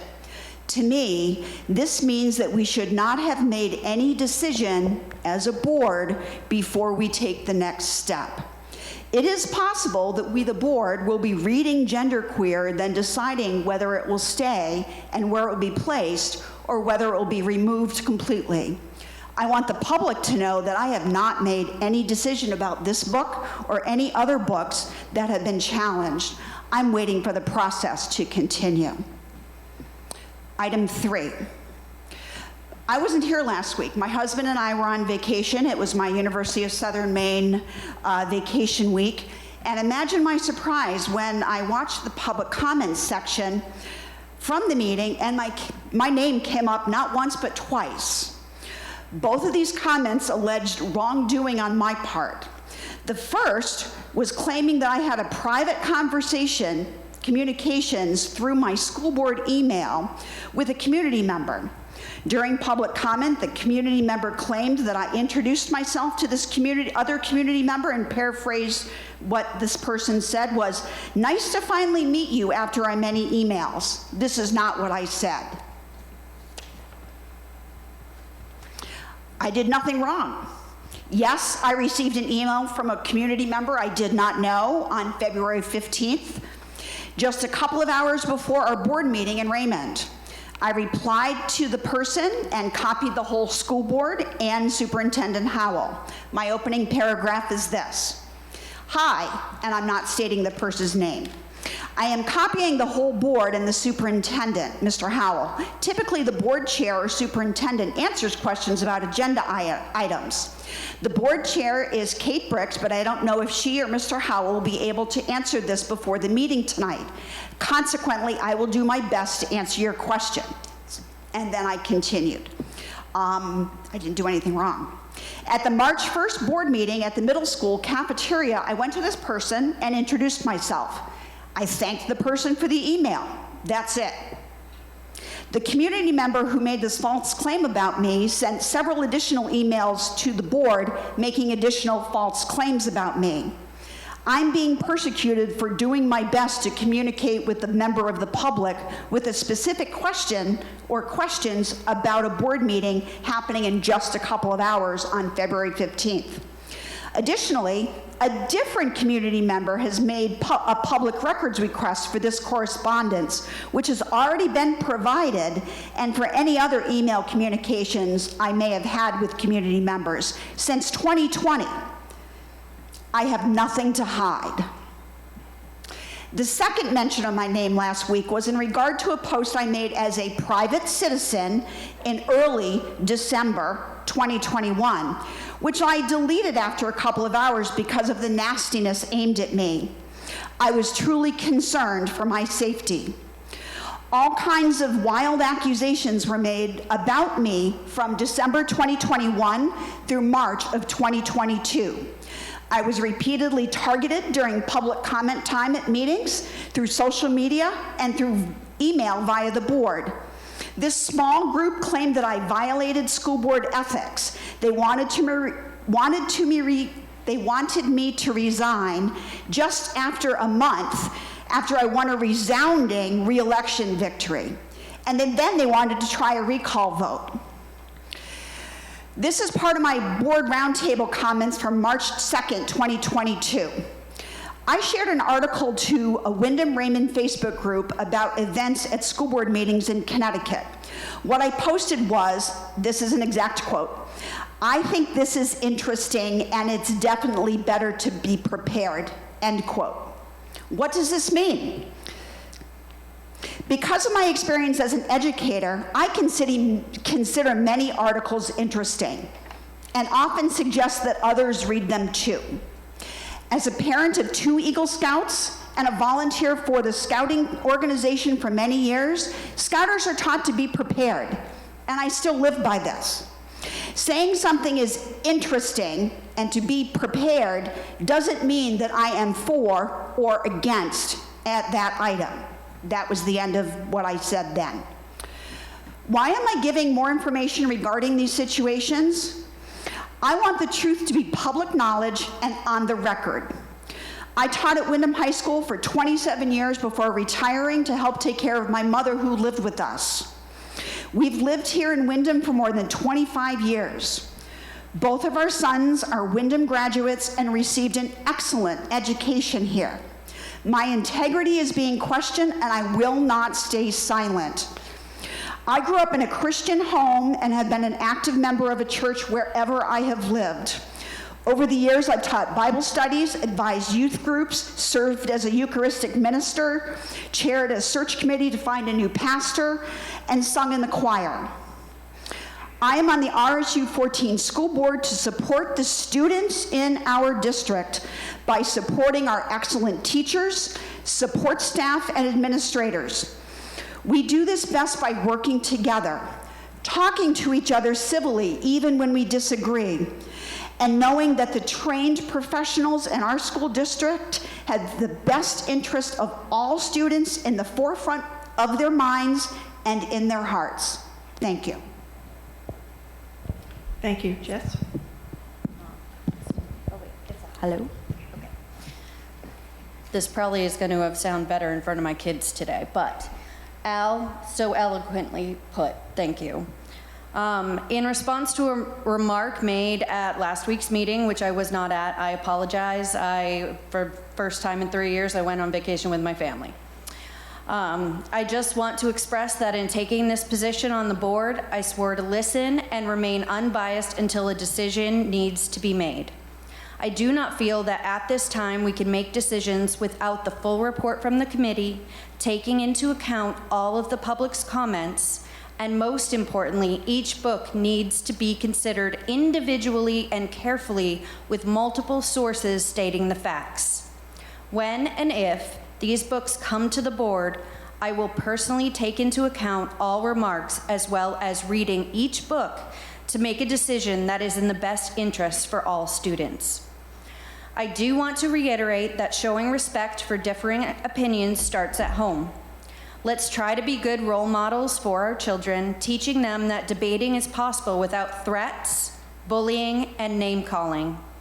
Even after all is said and done, we all still live in this community together, and our children need to understand that it is possible to be civil to someone they do not agree with.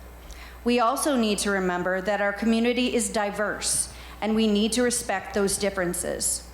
In these heightened times, threats and negative connotations should not sway anyone's vote or deter anyone from sharing their opinion. Everyone's voice should be heard in order to make such an important decision and to uphold RSU 14's mission and values that guide us to success for all students. Thank you, Jess. Boy, y'all are hard acts to follow here.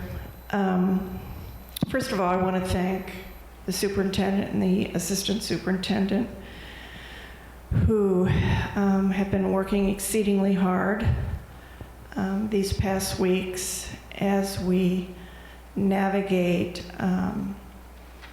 policy IJJ. I mean, I have to be really honest here. I think our situation is unprecedented, likely in the state. I know of, and I do my research, the other districts that have gone through this.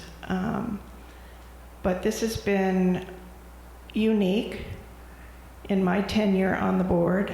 Never had I experienced a book challenge. And I know y'all think that I've got all this power as policy chair, but I do not.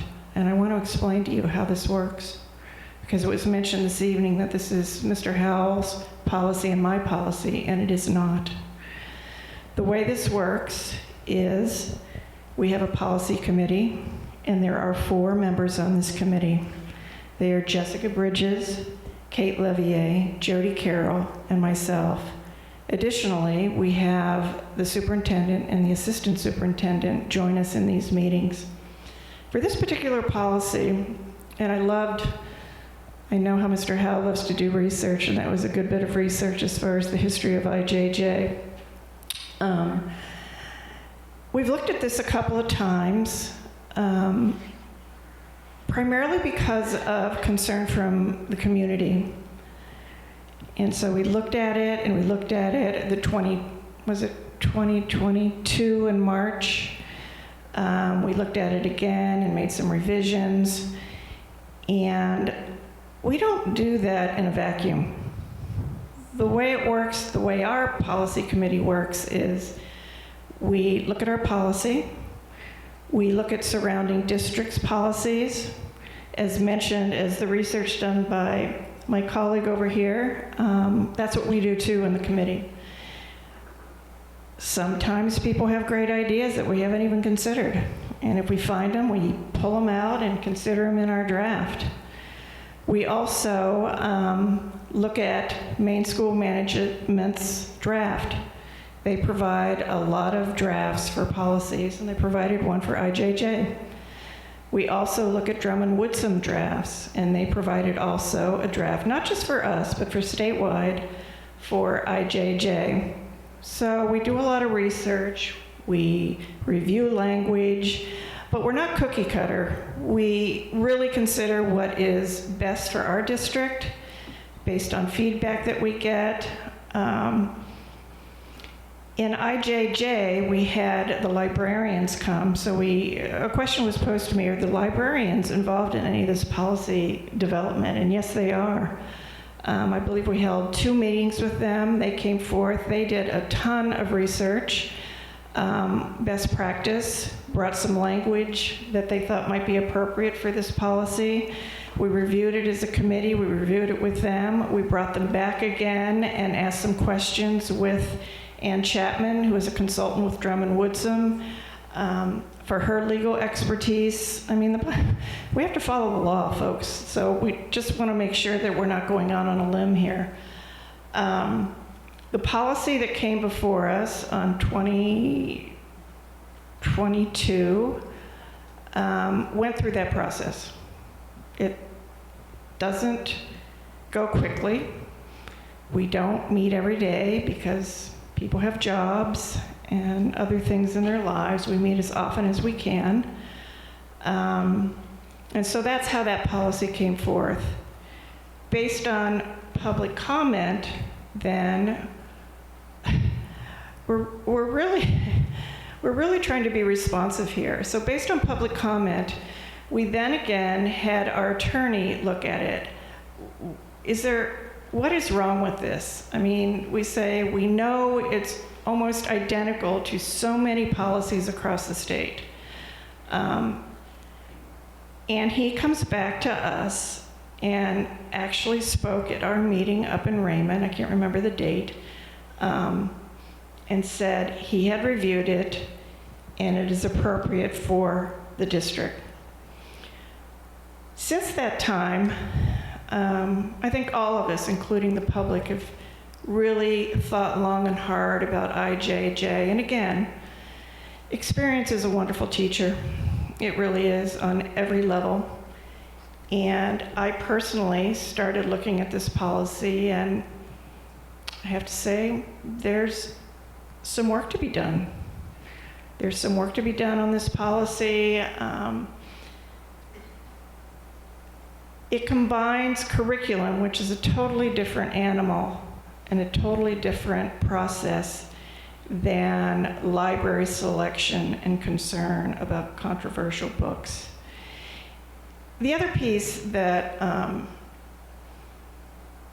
I think that's very helpful for me, and I'm just talking as one person on the policy committee, is it's exceedingly clear to me that we need a more prescriptive procedure for selection. And we don't have that right now. We have an exhibit, which is the form that you'll sign and submit, but we really don't have any really in writing. They're understood guidelines, but there are not hard and fast guidelines for us and for the public to see. And I can tell you that behind the scenes, there has been a tremendous amount of discussion, informal discussion, about how we can make this better. This policy was not, I think, written under the lens of having multiple challenges at the same time. And how do you handle that?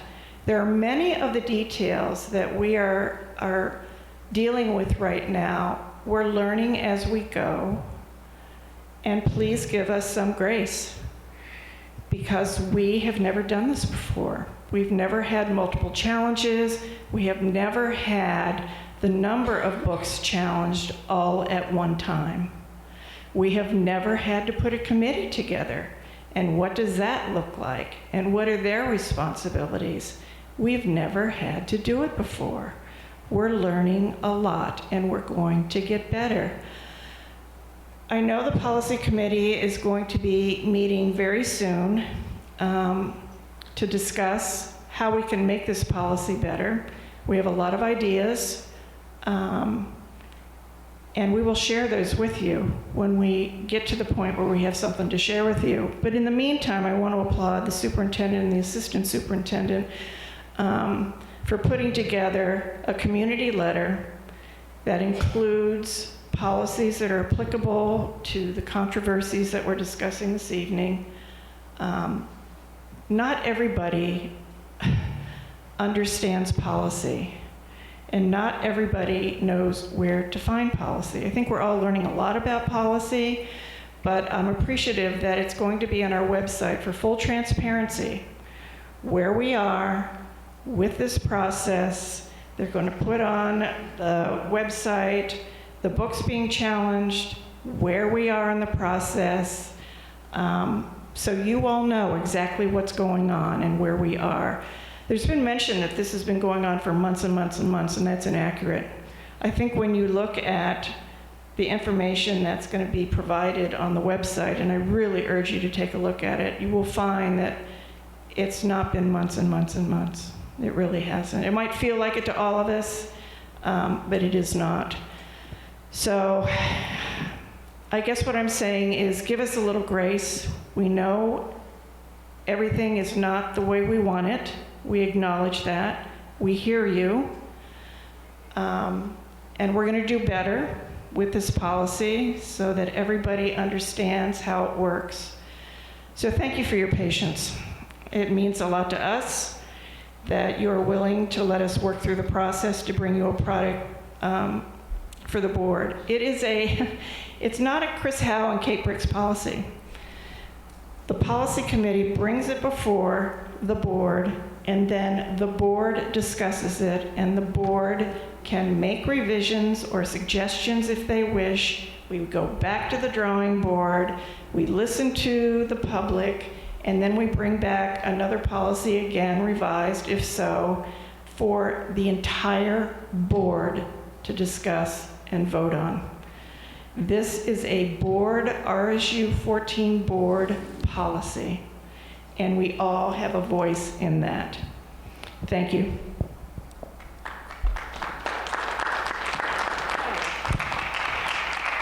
We are going to move into important business. We're going to move into A-team cost center presentations to the school board. I'm sorry.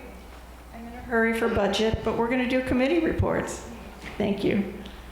Anyone have anything to report at all? I'll go just quickly. Finance is not met, but middle school construction will be meeting tomorrow night, and we'll be looking at some secondary drafts of exterior designs for the building. In addition, we'll be just talking a little bit tomorrow night. We're hoping to do a community forum, again, end of April, beginning of May, because a lot of things now are starting to move forward. We've met with Department of Transportation this week, and we're even starting to do some additional traffic studies. Things are really moving on this project, but construction meeting tomorrow night, 6 o'clock in the Wyndham High School Library. Thank you. Anybody else before I bulldoze ahead? No? Okay. I'd like to welcome Kyle Rhodes, Wyndham Primary School. Welcome, and we're looking forward to hearing about your budget. Okay. Kind of a little disappointed everybody's leaving on me. They didn't want to hear my comedy stick, huh? Anyways, but I am excited to be here tonight. If time permits, I'll try to err on the side of brevity. However, if the time permits, I have a couple of news items I'd like to share. However, I believe all have my budget request form and my cover sheet. So the short answer is that there's very little change in regards to this current budget and the proposed budget for Wyndham Primary School for next year. The one piece that I will point out is if you look at the second page of the report, item 4 on accountability to the public, it does include a reduction of 1 classroom teacher. That actually reflects what we currently are operating as a school this year. So it actually is, we have 41 classrooms this year, and I'm proposing we have 41 this year. We budgeted last year for 42, and we've had a vacant position, classroom teaching position, for this school year.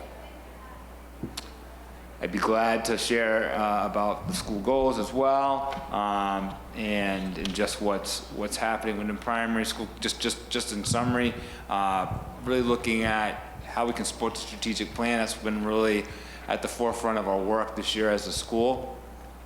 And because the strategic plan is still in its first few years, I see that most of the work that we've been doing this year will carry over to next year. Specifically, the implementation of a student advisory group, like most of the other schools, having a staff equity and inclusion team, continuing to develop our Tier 2 behavior and academic interventions. We've had overwhelming success this year, as we did last year, with after-school clubs, so we're looking at how to continue that on. And then just really looking about not only at how we can extend learning opportunities after school, for example, with the clubs, but also during the school day, and making sure that those opportunities to extend learning fit in or align with the instructional framework that our district has adopted. Board questions? Of course. Can you elaborate on ideal learning experiences? Sure can. So it aligns well with the instructional framework that our district has adopted, and looks really at how can you take into account, for example, the learner's voice and choice and how you develop learning activities for them, gathering their interests, also looking at how can you make the learning relevant and making sure that the learning targets that the learners are learning is clear to them so they know the why and the how behind what they're learning. Those are a couple elements of it. Also looking at how to make the learning authentic. So if you think about, for example, some of the work that the middle school is doing on project-based learning, that's another opportunity. And how can we integrate the different content areas as well through that process, because that also is a way to make it authentic and relevant for learners. Does that help? Yes, thank you. You're welcome. Kind of in that line about the student advisory group, that was new this year, right? Yes, and it was. Second and third graders. Yes. Are this year's second graders going to remain on as third graders next year in that same group, or is it going to be a new group? So that is the plan. However, I want to talk with those second graders and see what they feel at the end of the year. That group has been really fun to work with and really exciting. I want them to have a little voice in that, because I'm curious to what they're going to think, if they want to continue on next year or if they want to allow some of their peers that opportunity as well. So there's kind of pluses and minuses to both. So we're going to have that conversation at our monthly meeting probably in May.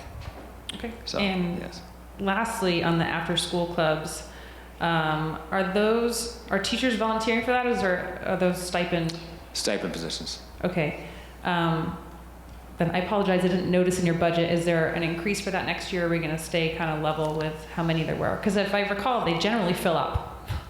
Yes, actually, that's been a little bit of a challenge.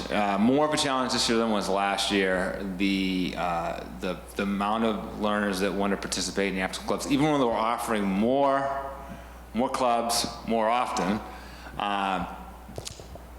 that we're going to have to look at how we're going to fund those, because currently majority of those are funded through federal funding that we've received. Okay. So, thank you. Yeah, I've got some thoughts on how to make that happen. And just to mention, so for example, our Eyes to the Mind, which I want to share some news about that if I have time. There's 54 learners between Wyndham Primary and Manchester that participate. That's all volunteer run, with the exception of the 2 staff members that help coordinate really the logistical pieces of it, and that's our gifted and talented teacher, Mrs. Barry, and one of our instructional leaders, Mrs. Rebecca Miller. Kyle, you, as I'm looking here, projected 779 students, if I look at the cover sheet. Yes. In kindergarten, historically, as I'm looking at my past cover sheet, which you know I have, we carry over 225 every year, anticipating that for the numbers. Right, yes. Any inkling of where, we haven't done screening yet, correct? That's correct. Okay, so it's premature to even forecast what that might look like. I agree. Okay. Based on your numbers, I'm looking at behavior specialist that has been, it looks like, eliminated. Yeah, I can clarify that. The position has not been eliminated. It is now part of the Lisa Garno and special education budget.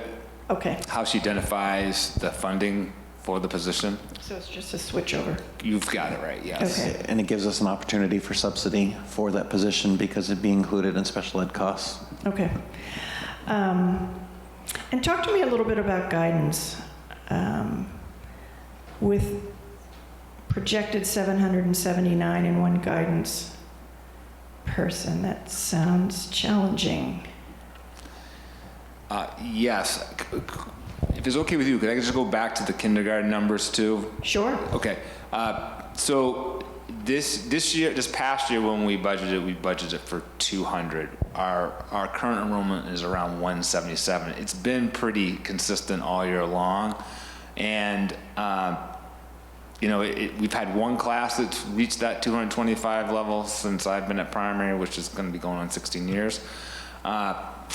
But I also think there's some things going on in town that make me believe it'll at least be at the 200 level, which has been pretty much what it's been. This year's lower in number than it has been if you take, like, say, the last 10-year average. So I want to make sure that part's clear. So currently, you're saying it's 170 something? Yeah, that's 177 or 179, I believe, is what we have right now. Okay. And does that mean you would reevaluate the number of staff? Yes, and certainly Chris and I keep in contact all summer long about those types of things. I know you do. This current year, we didn't fill one of the positions. One of the kindergarten teachers actually took over the behavior role, and so actually we were able to have an open position this year because of not needing to fill it because of class size. Can I go back to guidance? Yes. That seems like a challenge. Yes, certainly there's a formula for how many guidance counselors per student, per students, and certainly that would be higher than what I believe would be expected. However, if you think about how primary operates, we operate with a student support team that really works as a team, and in the past I've presented on how that team operates, and it's made up of several members. The members are the guidance counselor, Mrs. Patch, our social worker, our behavior specialist, interventionist, who's an educational technician, and then Mrs. Jordan, our assistant principal. So they all really work together to meet those social emotional needs, as well as all the classroom teachers who've done an amazing job of not only taking the time to address the needs of their learners, but also continue to receive training on how to best address the social emotional needs of our learners. So. Yes, I'll leave it at that, and then I'll answer any more questions if you have them about that. I just have another question. I'm thinking it might be a transfer to Lisa, the ed techs, 3 to 0. It's actually a transfer to Christine's. The interventionists have been moved over to Christine's budget. Okay. Okay. All right, thank you. Anybody? Yep.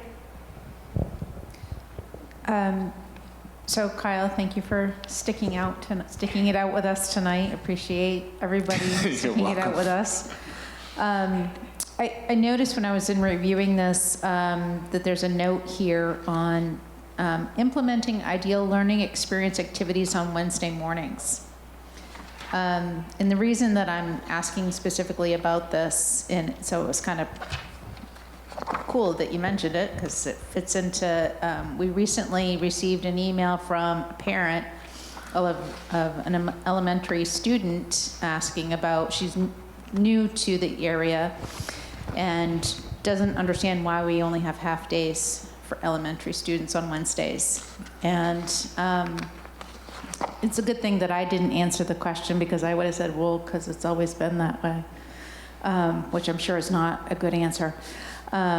So could you talk a little bit about Wednesday mornings and what happens on Wednesday mornings? And yes, Beth, I'll ask you the same question.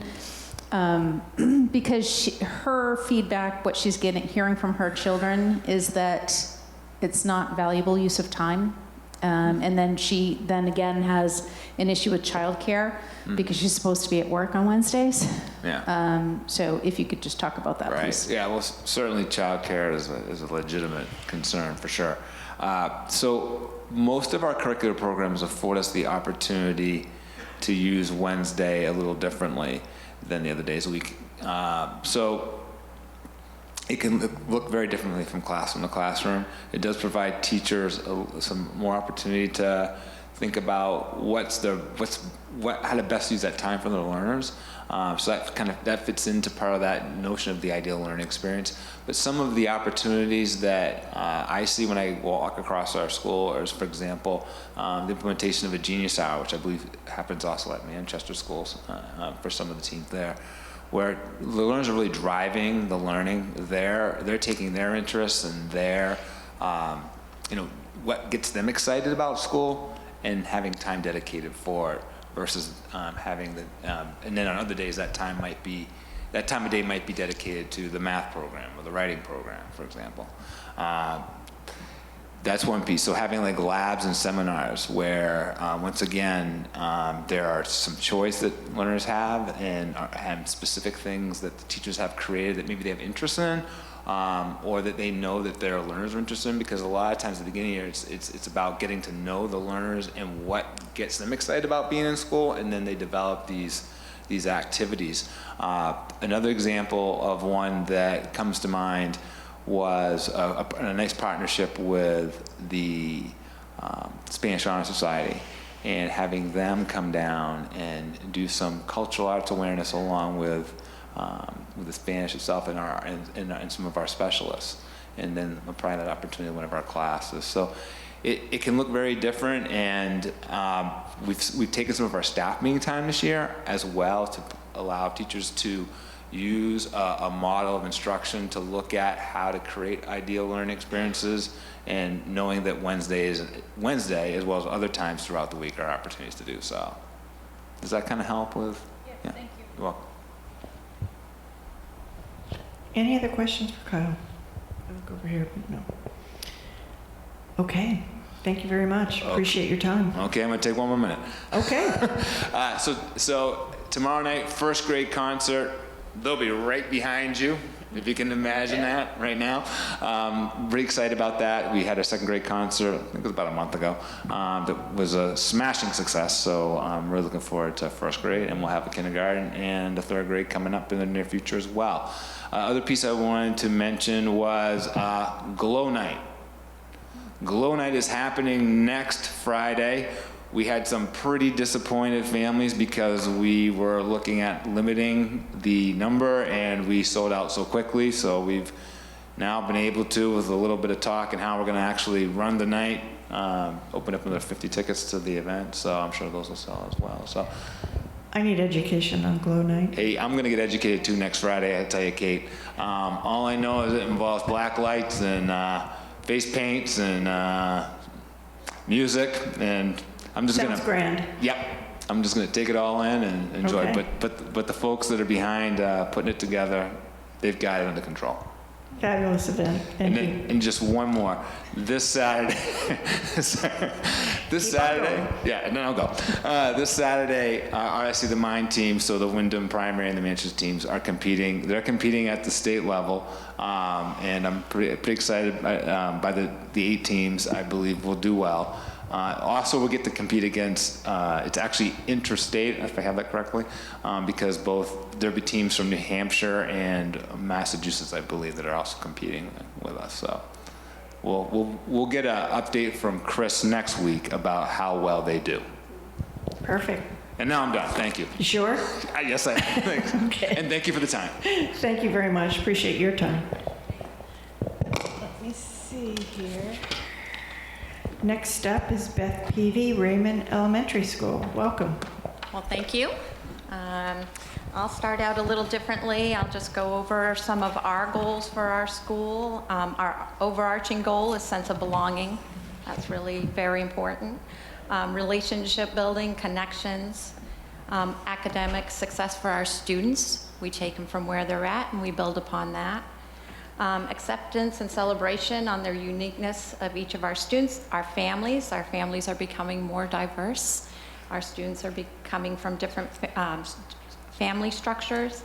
And for our staff, as part of our RES community. One of our goals was around consistent expectations in our school. So we really looked at our PBIS, which is Positive Behavior Intervention and Supports, revamped that this year. We looked at our matrix for our different areas in our building and aligned it to our iCare rules. Focus areas was our cafeteria and our playground, as well as on the bus. So we even incorporated and included our bus drivers to look at the matrix and what rules would be on the bus that follow, or the expectations that follow our iCare rules. They're posted. We have some celebrations. Students earn tally points if they're following the expectations at lunch. When they get their 25 points, they have a lunch bunch royalty. They get golden awards on their table, candles, and then, not real candles, but we have battery-operated candles. And then they're acknowledged in the morning over the announcement, because we have star celebration every morning. So that's really helped with providing some consistency and just change for our students and just acknowledging the good work that they're doing and learning what the expectations are. Same with our playground. We have tokens that they earn. When we fill a jar, we have a celebration. We had Freaky Friday one Friday, so that allowed kids to be dressed up in fun hairdos, dressed as twins, funky socks. We had fun. This past Friday, staff went through a training on restorative circles and practices. That aligns with our PBIS, and it's really engaging our students in meaningful conversations, respecting each other's thoughts and viewpoints, accepting our own responsibility for our actions, and how to repair harm when it's done. So these are important lifelong skills that there's a way to ask those questions and have kids work together to move forward. The other goal for our school was around the instructional framework and student engagement. So that was focusing on students knowing what they're learning during a lesson, whole group instruction, small group instruction, and independent work. I want to say thank you for Christine. You know, she has worked on having in our budget the coaches. They're critical in our schools. We're so busy, you know, doing so many things. It's complex. But those coaches are welcomed into the classrooms. I think they're on high demand right now.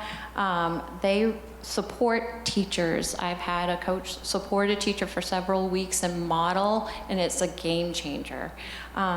So they're in there for math, technology, literacy, and we even have a speech pathologist who will support in classrooms to model social thinking and how to engage students, you know, to work together. So highlights for our school, we have a popcorn business going on. We have students who are, it's our project-based learning. You're going to learn more about that in a presentation. They're engaging in academic skills through authentic experiences. They're counting money, taking orders. They're learning about personal hygiene, writing. They created their own posters, interpersonal skills, and communication. We're in the midst of March Madness. We have a reading challenge. Besides the Ravens challenge for basketball, our students are challenged to read a lot this month, and the top 2 classes will duct tape me to the wall at our assembly. That's where I'm staying for the rest of the day. You asked what we do on Wednesdays? That's what we're doing. First grade has worked tirelessly this year to implement Jolly Phonics and First for Me. They also attend professional development along with trying to plan. And I run off the units, which is about 100 pages plus for 1 week that they're navigating. It's a hands-on learning experience. It's rich literature, arts. I've said this before. Today I went into a first grade classroom and it was construction time. They were building. They were collaborating, they were working together. That's probably when they're the most independent in the day. So I love these programs. This year we reinstated reading buddies. So it's always a joy to see our older students working with our younger students, listening to them read, as well as our older students practicing their reading. And they look up to the older students. Tomorrow night, Title I Literacy Night, 5:30. Be there. Come and join us. We have activities in the gym, art room, all along the first floor. We have a 3rd and 4th grade leaderships group in our school who goes once a week. They go and visit classrooms and reinforce eye care rules. Recently, I asked our counselor to work with them on giving a definition of what a trusted adult in a building would be for them. So I'm waiting for the 3rd grade group, but the 4th grade did give me a definition that I think was more eloquent than I think we would have come up with as adults. Kids know best. Students are also volunteering their time in the morning to help in the pre-K classrooms. So helping with opening milk. We also use that to help students that may have a difficult time transitioning first thing in the morning as a place that's where they start, and then they can transition to their classroom. One thing in Raymond, we didn't always have a lot of after-school activities. So thankfully, we do have in the town of Raymond a new Raymond rec director who is very collaborative. I've reached out to him many times, and we now have we have ski club back, running club, karate, math science. Lego club starts at, next week, and one of my staff members is running it. Last night there were 22 students doing chess club. So we're rocking and rolling. Budget. So I will go now to the budget. So our largest class right now is moving to JSMS next year. So we will decrease 1 classroom teacher. What you won't see on your cover sheet is currently it's listed as a school counselor for .6.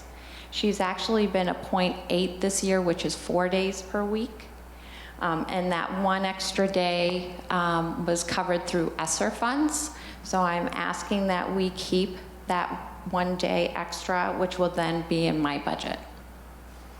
Increase of supplies, which you've heard in previous paper. There's a slight increase in that area. Do you have any questions? Anybody? That was easy.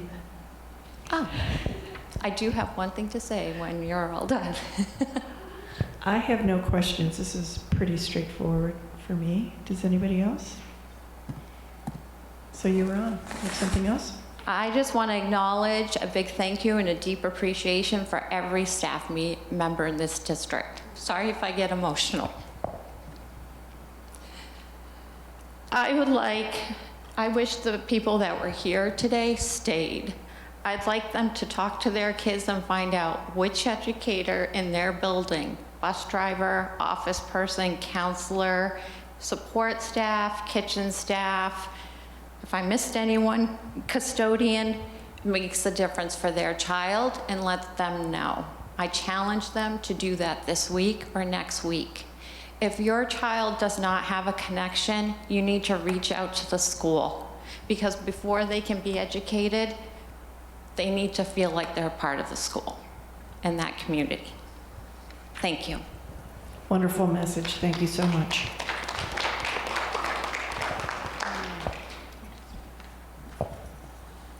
Manchester, sorry, lost my agenda.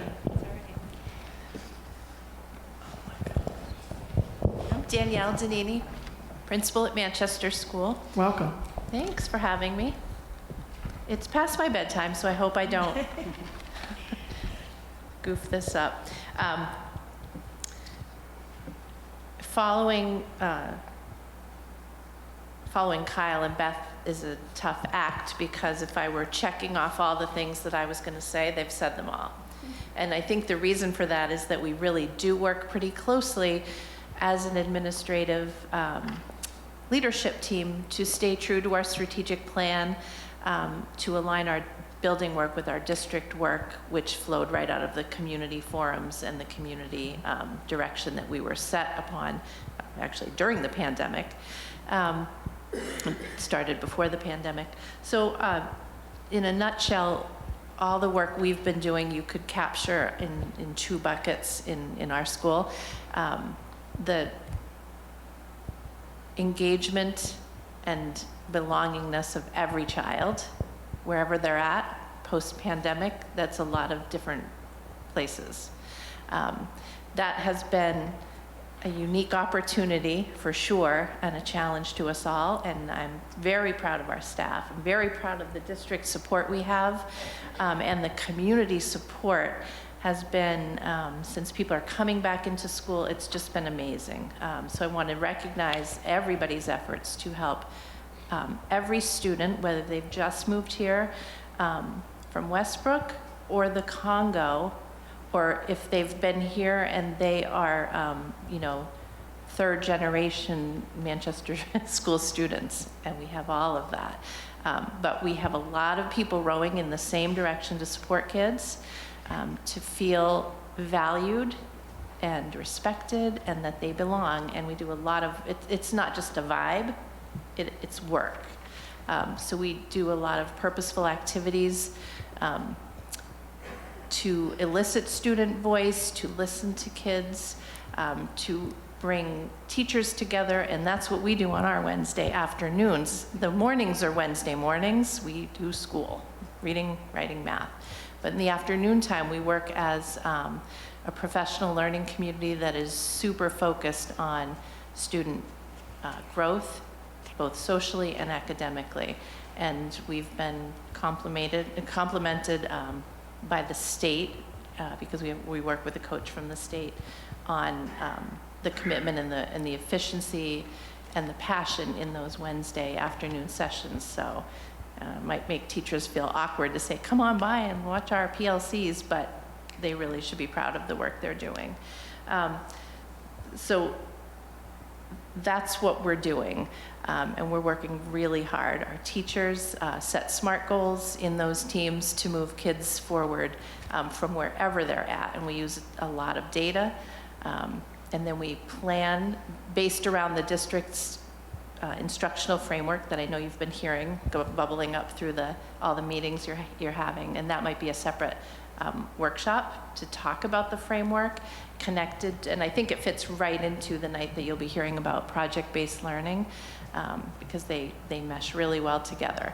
So there's a lot of really awesome things happening, and we've been having more exhibitions of meaningful, engaging projects that sort of fizzled out during the pandemic, where kids could collaborate and create things that address concerns in real life, talking about the environment, water quality, food scarcity, hunger, just to name a few off the top of my head.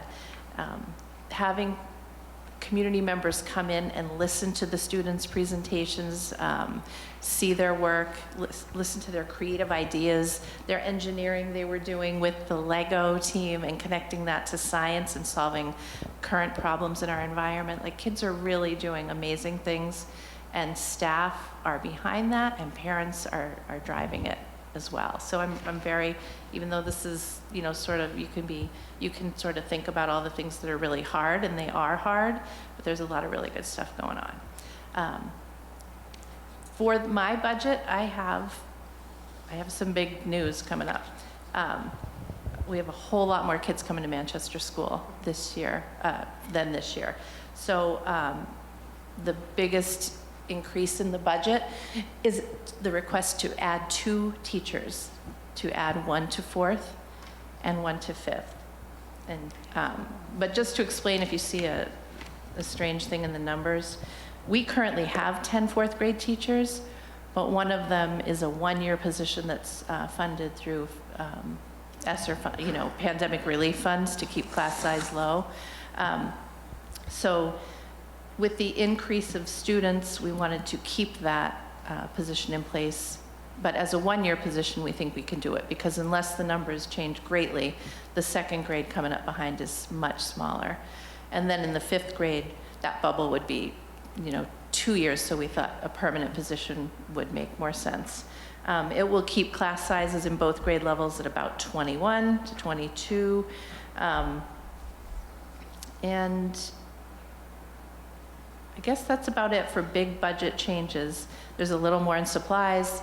There are 10 hours for noon monitors, and we've had, as of today, 167 unfilled substitute positions this year.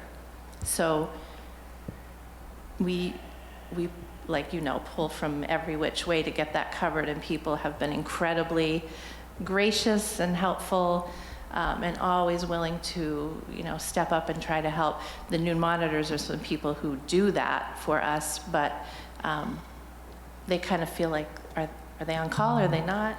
If they're paid 2 hours a day currently, but we need people often a lot more. So I think to honor their time, because we're paying them anyway, and to a little bit more accurately reflect in the budget what we're going to ask on the other end. And that's about it. Do you have any questions? Anybody? I don't. I think you did a nice job. Thanks. So I think you're You too, above. Kate. Thank you. Thank you. Last but not least, I'd like to introduce Tom Nash and his team from Adult Ed. Good evening. Our night's just getting started. Working as Adult Ed. But thank you for having us here. And I understand the hour, and it's been a long day and a very emotional meeting. So I think I will, get through the presentation. But I also have some colleagues here that are really important, a really important part of our program, that helps to deliver the adult education services to Wyndham and Raymond. I have Susan Colley. She's a marketing and personal enrichment coordinator. Kathy Giffray-Renault, Academic Coordinator, Lead Teacher, and Jessica Trimmer, College and Career Access Coordinator. And I think it really is important for those that are here tonight, as well as those that are the hundreds of people that are watching from home this late at night, that you get a chance to see who we are. And you make those connections. And I think we've talked about that. The other administrators mentioned about the importance of connections and making, relationship building. And it starts with letting people know who we are, that we're here to help them, and then they can put a name to a face, and it helps them to get the courage to walk through the door into our program. So we finally do have a full-time staff for the first time since pre-pandemic. So we're very fortunate for that. We also have an evening receptionist, Spencer Allison, who is, I think he's probably gone home for the night, but he was watching earlier. And Cheryl Parody, who's watching from home, I'm pretty sure of that. So they're going to get a chance to share some of their highlights of their work and how they commission with the district and support the strategic plan. So thank you again for this opportunity. I'm just going to go quickly through. We have some increases. We have some minor decreases. You have a one-pager in front of you, I think, in your packet. We call it the one-pager. I think we're the only cost center that provides that type of document. It talks about our expenditures and revenues for two fiscal years, the regular budget, the special projects, so our grants. And you'll notice that the general administration, which covers everything from administrative salaries, supplies, all all the things we need to make our program run, there's an increase of $38,000. And that really is because now we have a full-time staff. We also have new people that have come on board at different salary levels, also people that are accessing different levels of health insurance. So that's the major increase right there. Although we do have increases, as other administrators have noted, increase in our advertising in our catalog, which is our major marketing item. Our supplies have gone up. Conferences, people are getting back together in person. We have a member of our staff, Kathy Giffray-Renault, is on the National Coalition for Literacy Board of Directors. She represents the teaching aspect of adult education across the country. So we want to make sure she can go twice a year to the meetings that she's been asked to represent the teachers at. Memberships have gone up. We have memberships in the national organization, the state association, and then our telephone has gone up 1,000. So those are all little things that add up to increase salaries and increase cost of doing business. We've had some decreases compared to last year's budgeted figures. We are down, if you look at that, the category of high school completion and literacy, the salaries are down. What we do is we base this budget on previous year's actuals, mid-year and projected cost for the current budget, and then try to factor in any funding we might receive or anticipate receiving to support that. We do get grants. We had a continuation of services grant that was part of the federal funds, United Way funds, the Cumberland County ARPA funds. We just received some money for that to expand our ESOL and MLL programming services. So we do constantly seek out additional revenues to enhance our program. The revenue side, you'll notice that the carryover has been reduced. Again, we started using some of that carry forward to help pay for salaries and benefits. So in years past, it has built up because we didn't have all of our staff that were with us an entire year.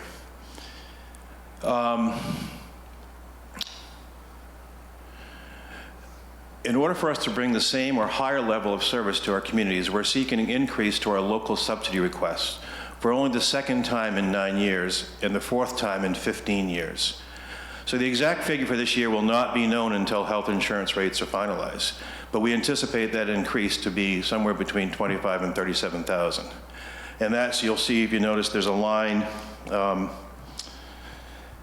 under special projects revenue, it says miscellaneous revenues are about $37,000. So at some point that number is going to have to be added to the local appropriation. But we didn't have an exact figure as we wanted to wait for that. And again, what happens with that local appropriation, we add that amount that's been awarded.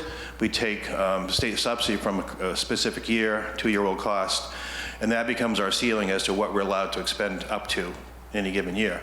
If we remain flat funded, that just hurts us. It's kind of like a downward spiral over the years. So we remain flat funded. Our state subsidy never goes up unless we have a small increase in allowable expenses. But we're hoping that this influx of money for the local appropriation will help raise our ceiling. So having said that, in order to do all this wonderful work, we have some people here that are just going to talk a little bit about what they do in their program, in their aspect of their program, and how they support the district. The good news that's happening in adult ed, and there's a lot of good news that's happening in adult ed. So I'm going to call up Sue Colley.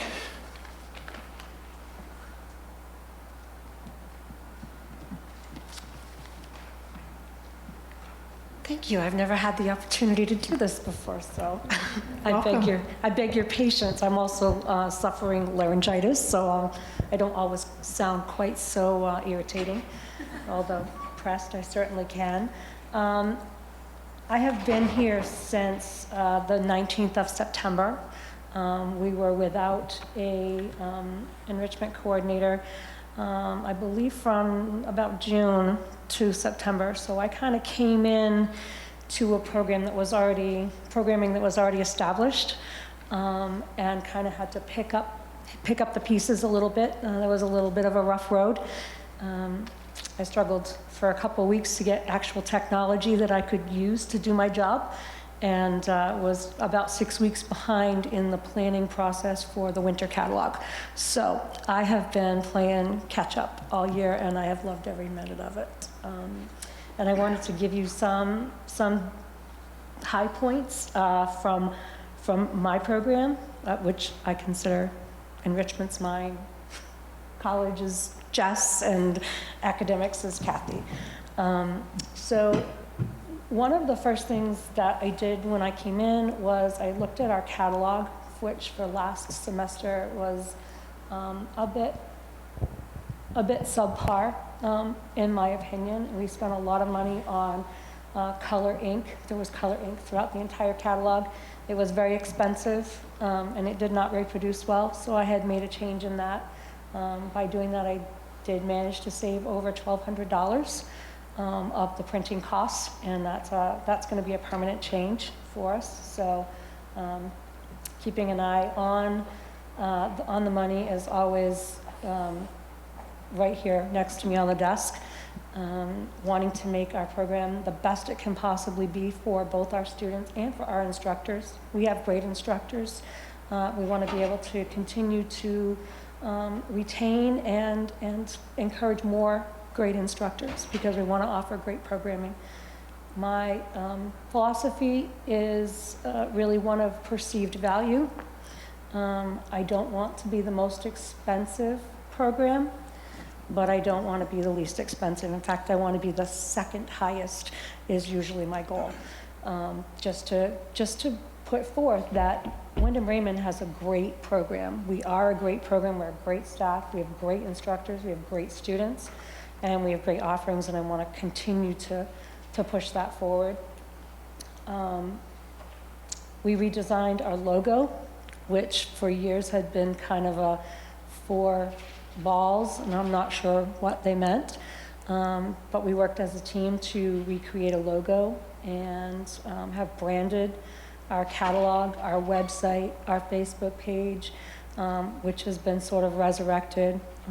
With Facebook, we're trying to make sure that it's a good combination of providing information, marketing, and also providing good news. So when we get a high school high-set student who comes in and finishes, the first thing I do before he walks out the door is snap that picture with one of our directors, and that goes right on Facebook. And it is that kind of social bead has done so much for the enthusiasm and for the interest in our programs. We want to continue to expand that community connection. Our numbers for classes are greatly up this winter, spring. In this semester in 2022, we brought in $20,000. That was our income. And so far this semester, we're at almost 30. So we're working really hard to bring more money into the program and to compensate our instructors all pretty much on a percentage basis so that every class is win-win. We want it to be win-win. We don't want to be supporting classes that aren't making money. You have to do it a little bit sometimes to get things to grow, but the goal is definitely there to increase the money because we're worth it. Another cool thing is that we're seeing more use of other district buildings. This semester we got a little bit late with snow days and couldn't get into the town hall for our very large line dancing class.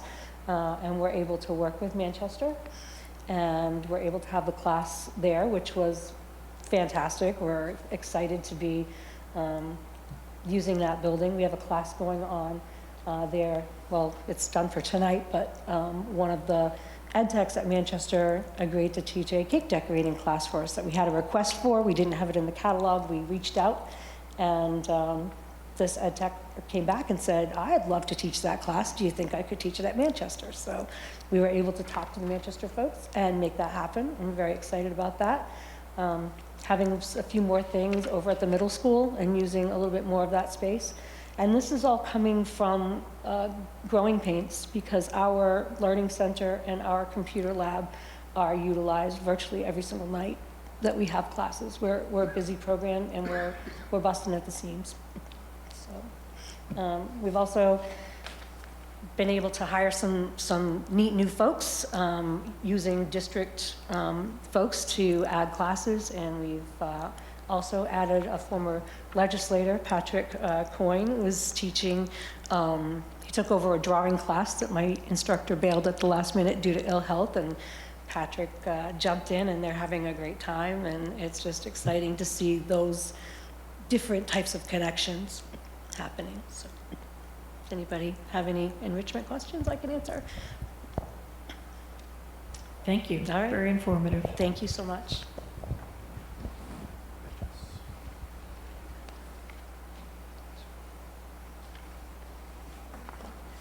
Hello. It's also my first time coming to one of these meetings, so I appreciate the opportunity as well. My name is Jessica Trimmer, and I joined the team at Wyndham Raymond Adult Ed in July as the College and Career Access Coordinator and Workforce Development Coordinator.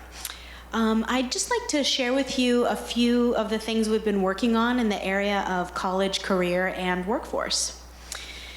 Over the past several months, I've been connecting with the Chamber of Commerce and other local businesses to assess workforce needs in order to try to build programming to fulfill those needs. We recently partnered with a defense company to train staff in Excel. We've been looking into programs with CDL, customer service training.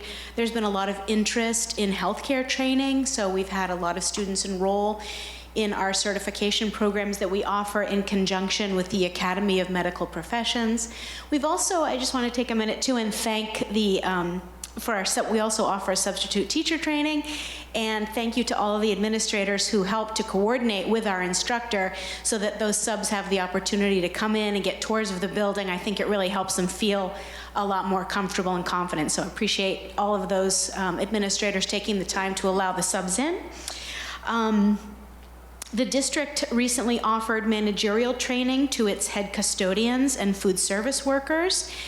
Because the district is a member of the Alfond Compact, we were able to help the district to access workforce training dollars through the Alfond Workforce Development Grant.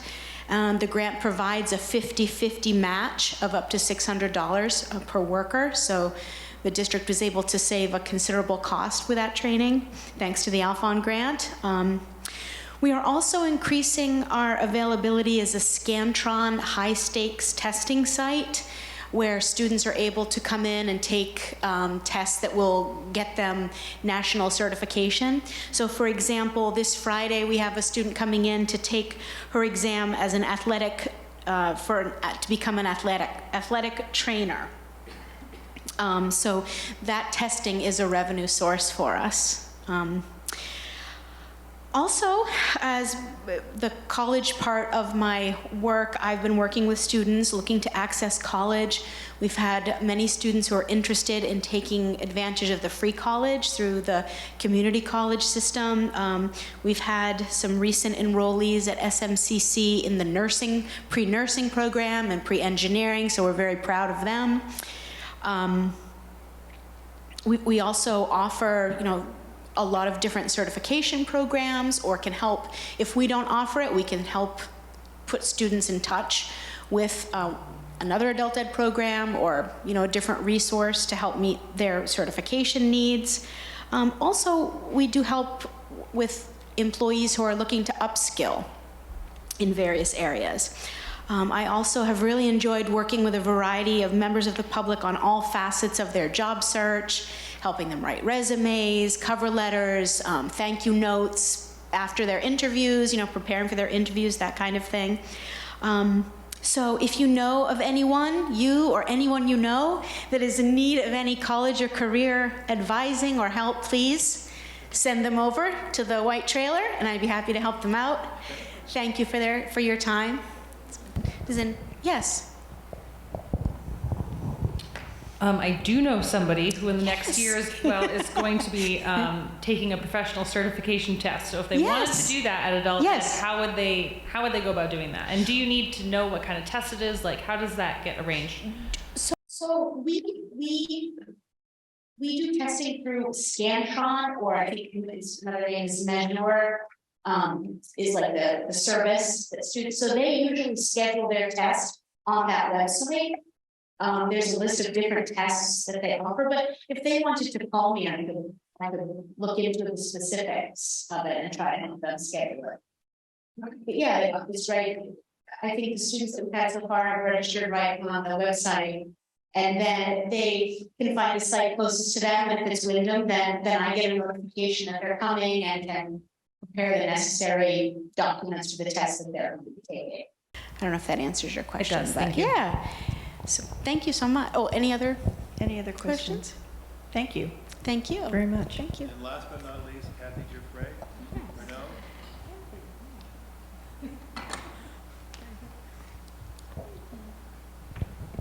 Hi, everyone. I love the way Tom says my name. So, I am Kathy. I am the Adult Basic Education Coordinator. I'm honored to be here tonight. I'm going to tell you about the ABE side, ESOL ABE side, academic side of adult education. Our total enrollment thus far are 81 students. We have 52 who are ESOL or ML and multilingual learners. These students come from all over the world, joining us from countries in from South America, such as Dominican Republic, the Guatemala, Ecuador, Mexico. I have students from Africa, from countries such as Liberia, the Congo, Angola. And this year, we're working with many students from the Ukraine who are eager to learn the language and become productive, contributing members of society in this country that has so graciously and warmly welcomed them. On the adult basic education side, we have 29 students that are registered thus far. 18 are working towards their high set, which is the high school equivalency, and 7 are working towards a high school diploma. We have 8 students who are accessing a new program that I started this year, which is adult literacy. It's focused instruction just on reading skills to help them increase their reading literacy. And we have 1 student who is going to be going for her citizenship next month in April. So we have a citizenship. We usually have about 1 or 2 a year that work with us to prepare for the test. Thanks to a grant, we were able to do a campaign for HiSET where we were trying to welcome back students who dropped out. So they had started the HiSET process, but then for some reason life got in the way and they couldn't finish. So we sent out a ton of postcards, and from that, I got 2 students to return, and 1 student brought a friend. So 3 people, which I consider a win. And so I'm going to try it again as a push before graduation. We're going to do another postcard mailing. We also had another wonderful grant that helped us provide incentives to our high school diploma and HiSET students. So upon completion of their program, we were able to give out a $25 gift card to each student. And I know that's not much, but it is something, and we are competing with money. Students get jobs and then they stop coming to us. So if I can somehow give them a gift to say thank you for finishing and doing what you needed to do, here you go buy something nice for yourself. So that's a good thing. Within our ESOL program, we offer levels 1 through 5, which is pre-beginner to advanced. We are working on the 4 components of communication: listening, speaking, reading, and writing. We also offer our ESOL students a computer literacy course. Digital literacy is the other buzzword for that. We're lucky to have 2 sections of advanced ESOL. These are classes comprised of students who have been with us working through the levels to get to this point, as well as students new to us hoping to create better lives for themselves and their families through education. There are approximately 10 students between the 2 sections who are working on the skills needed to bridge into college. All of my students, whether they're ABE or ESOL, who wish to attain an industry-recognized credential and/or a college credit, are referred to my colleague, Jessica Trimmer, the College and Career Access Coordinator, for further advising and support. And it's great to finally have that seamless handoff of students within our office, as students are already comfortable in our building and familiar with our building and staff. My pride and joy this year is the adult literacy program. I personally instruct students who are in need of intensive and targeted literacy instruction. These students aspire to improve their literacy, not only for education and career advancement, but also to be a role model and an integral part of their family's literacy. This work has the ability to impact generations. Graduation is taking place on June 15th, 2023. I was hoping I'd have a lot of people here to tell them about graduation, because I'd like to fill this auditorium as much as it was filled tonight, but it is on June 15th, a Thursday, and we're gonna start it a half an hour earlier. So it's gonna be at 6:30. We have a special guest speaker, Jessica Conley. She is a math teacher from the high school who is also our HiSET math instructor. She has personally worked with each student in our HiSET program, as math is the subject that has the most need of support. We currently have 11 students who have completed and are ready for graduation, and we are eagerly anticipating a graduating class of approximately 20, which is about average for what we have every year. And that's all I wanted to say. Thank you very much, and if you have any questions, I'd be happy to answer. Thank you very much. Anybody? Oh, yes, hello. So there was a note here that I loved about changing the stigma associated with adult ed, that students should not be labeled as dropouts, but rather seen as making a positive lateral move, which I really appreciate. I have always loved our district for our multiple pathways to graduation. So kind of on that note, when a student maybe decides that Wyndham High School is not for them and comes to adult ed for HiSET, do you have any ability to work with maybe some of the staff members at the high school that worked with that student to find out what was not successful for them, that you can then maybe correct or change or whatever with your program? Yeah, so I appreciate that you said that, because I don't call them dropouts either. I just say they withdrew from the high school or transferred over to us. I have a really good relationship with the high school, the administration and the guidance and social worker and some of the teachers that I know, such as Jessica Conley, who works at the high school. So she tells me a lot about some of the students. We talk about the students, we talk about, the students sign a release so I can gather their information, and if I need it, and then the student is really, they come and they tell me a lot about their lives and what didn't work at the high school. So the major thing that didn't work at the high school, it's not really, it changes from year to year. So some years it could be that they're just, thinking that they don't want to do a 5th year because they didn't have enough credits. Some years it could be a social, emotional reason. Some years it could be they're just, tired or COVID or any reason. So it changes all the time, the reasons. What we do is we try to start almost like on a blank slate and just see where they're at. So right away they start with me and do pre-testing for the HiSET. And then we see, well, are you ready for any of the HiSETs without any support from us? And if you are, go ahead and take the official. But then if you need support, that's where I put them into classes with amazing teachers who know exactly how to target instruction for those students, whether it be math or writing. There's test taking, technique, and so what we're trying to do is not go back to the high school, but start new and then go from there.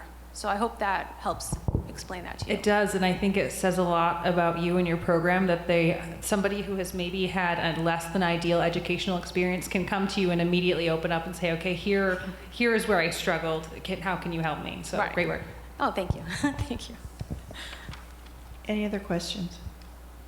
Thank you all very Okay, much thank you. for your contributions to our students and community. We really appreciate it. You're welcome. I just have, is there any questions about the budget, the financial side of things? Are we good? I think we're good. Okay. Again, thank you for this opportunity. We feel we're the community connection to learning with our program. And we're always looking for new ideas, new courses, new teachers, and feedback in general. And again, thank you for supporting our program and the nearly 600 classes we offer every year. Have a good rest of the evening. Thank I know you it's very late, much. so thank you. Appreciate it. Public comment on anything that was presented today on the budget? I see no action. All right, I'm going to close public comment and go to item 15. May I have a motion, please?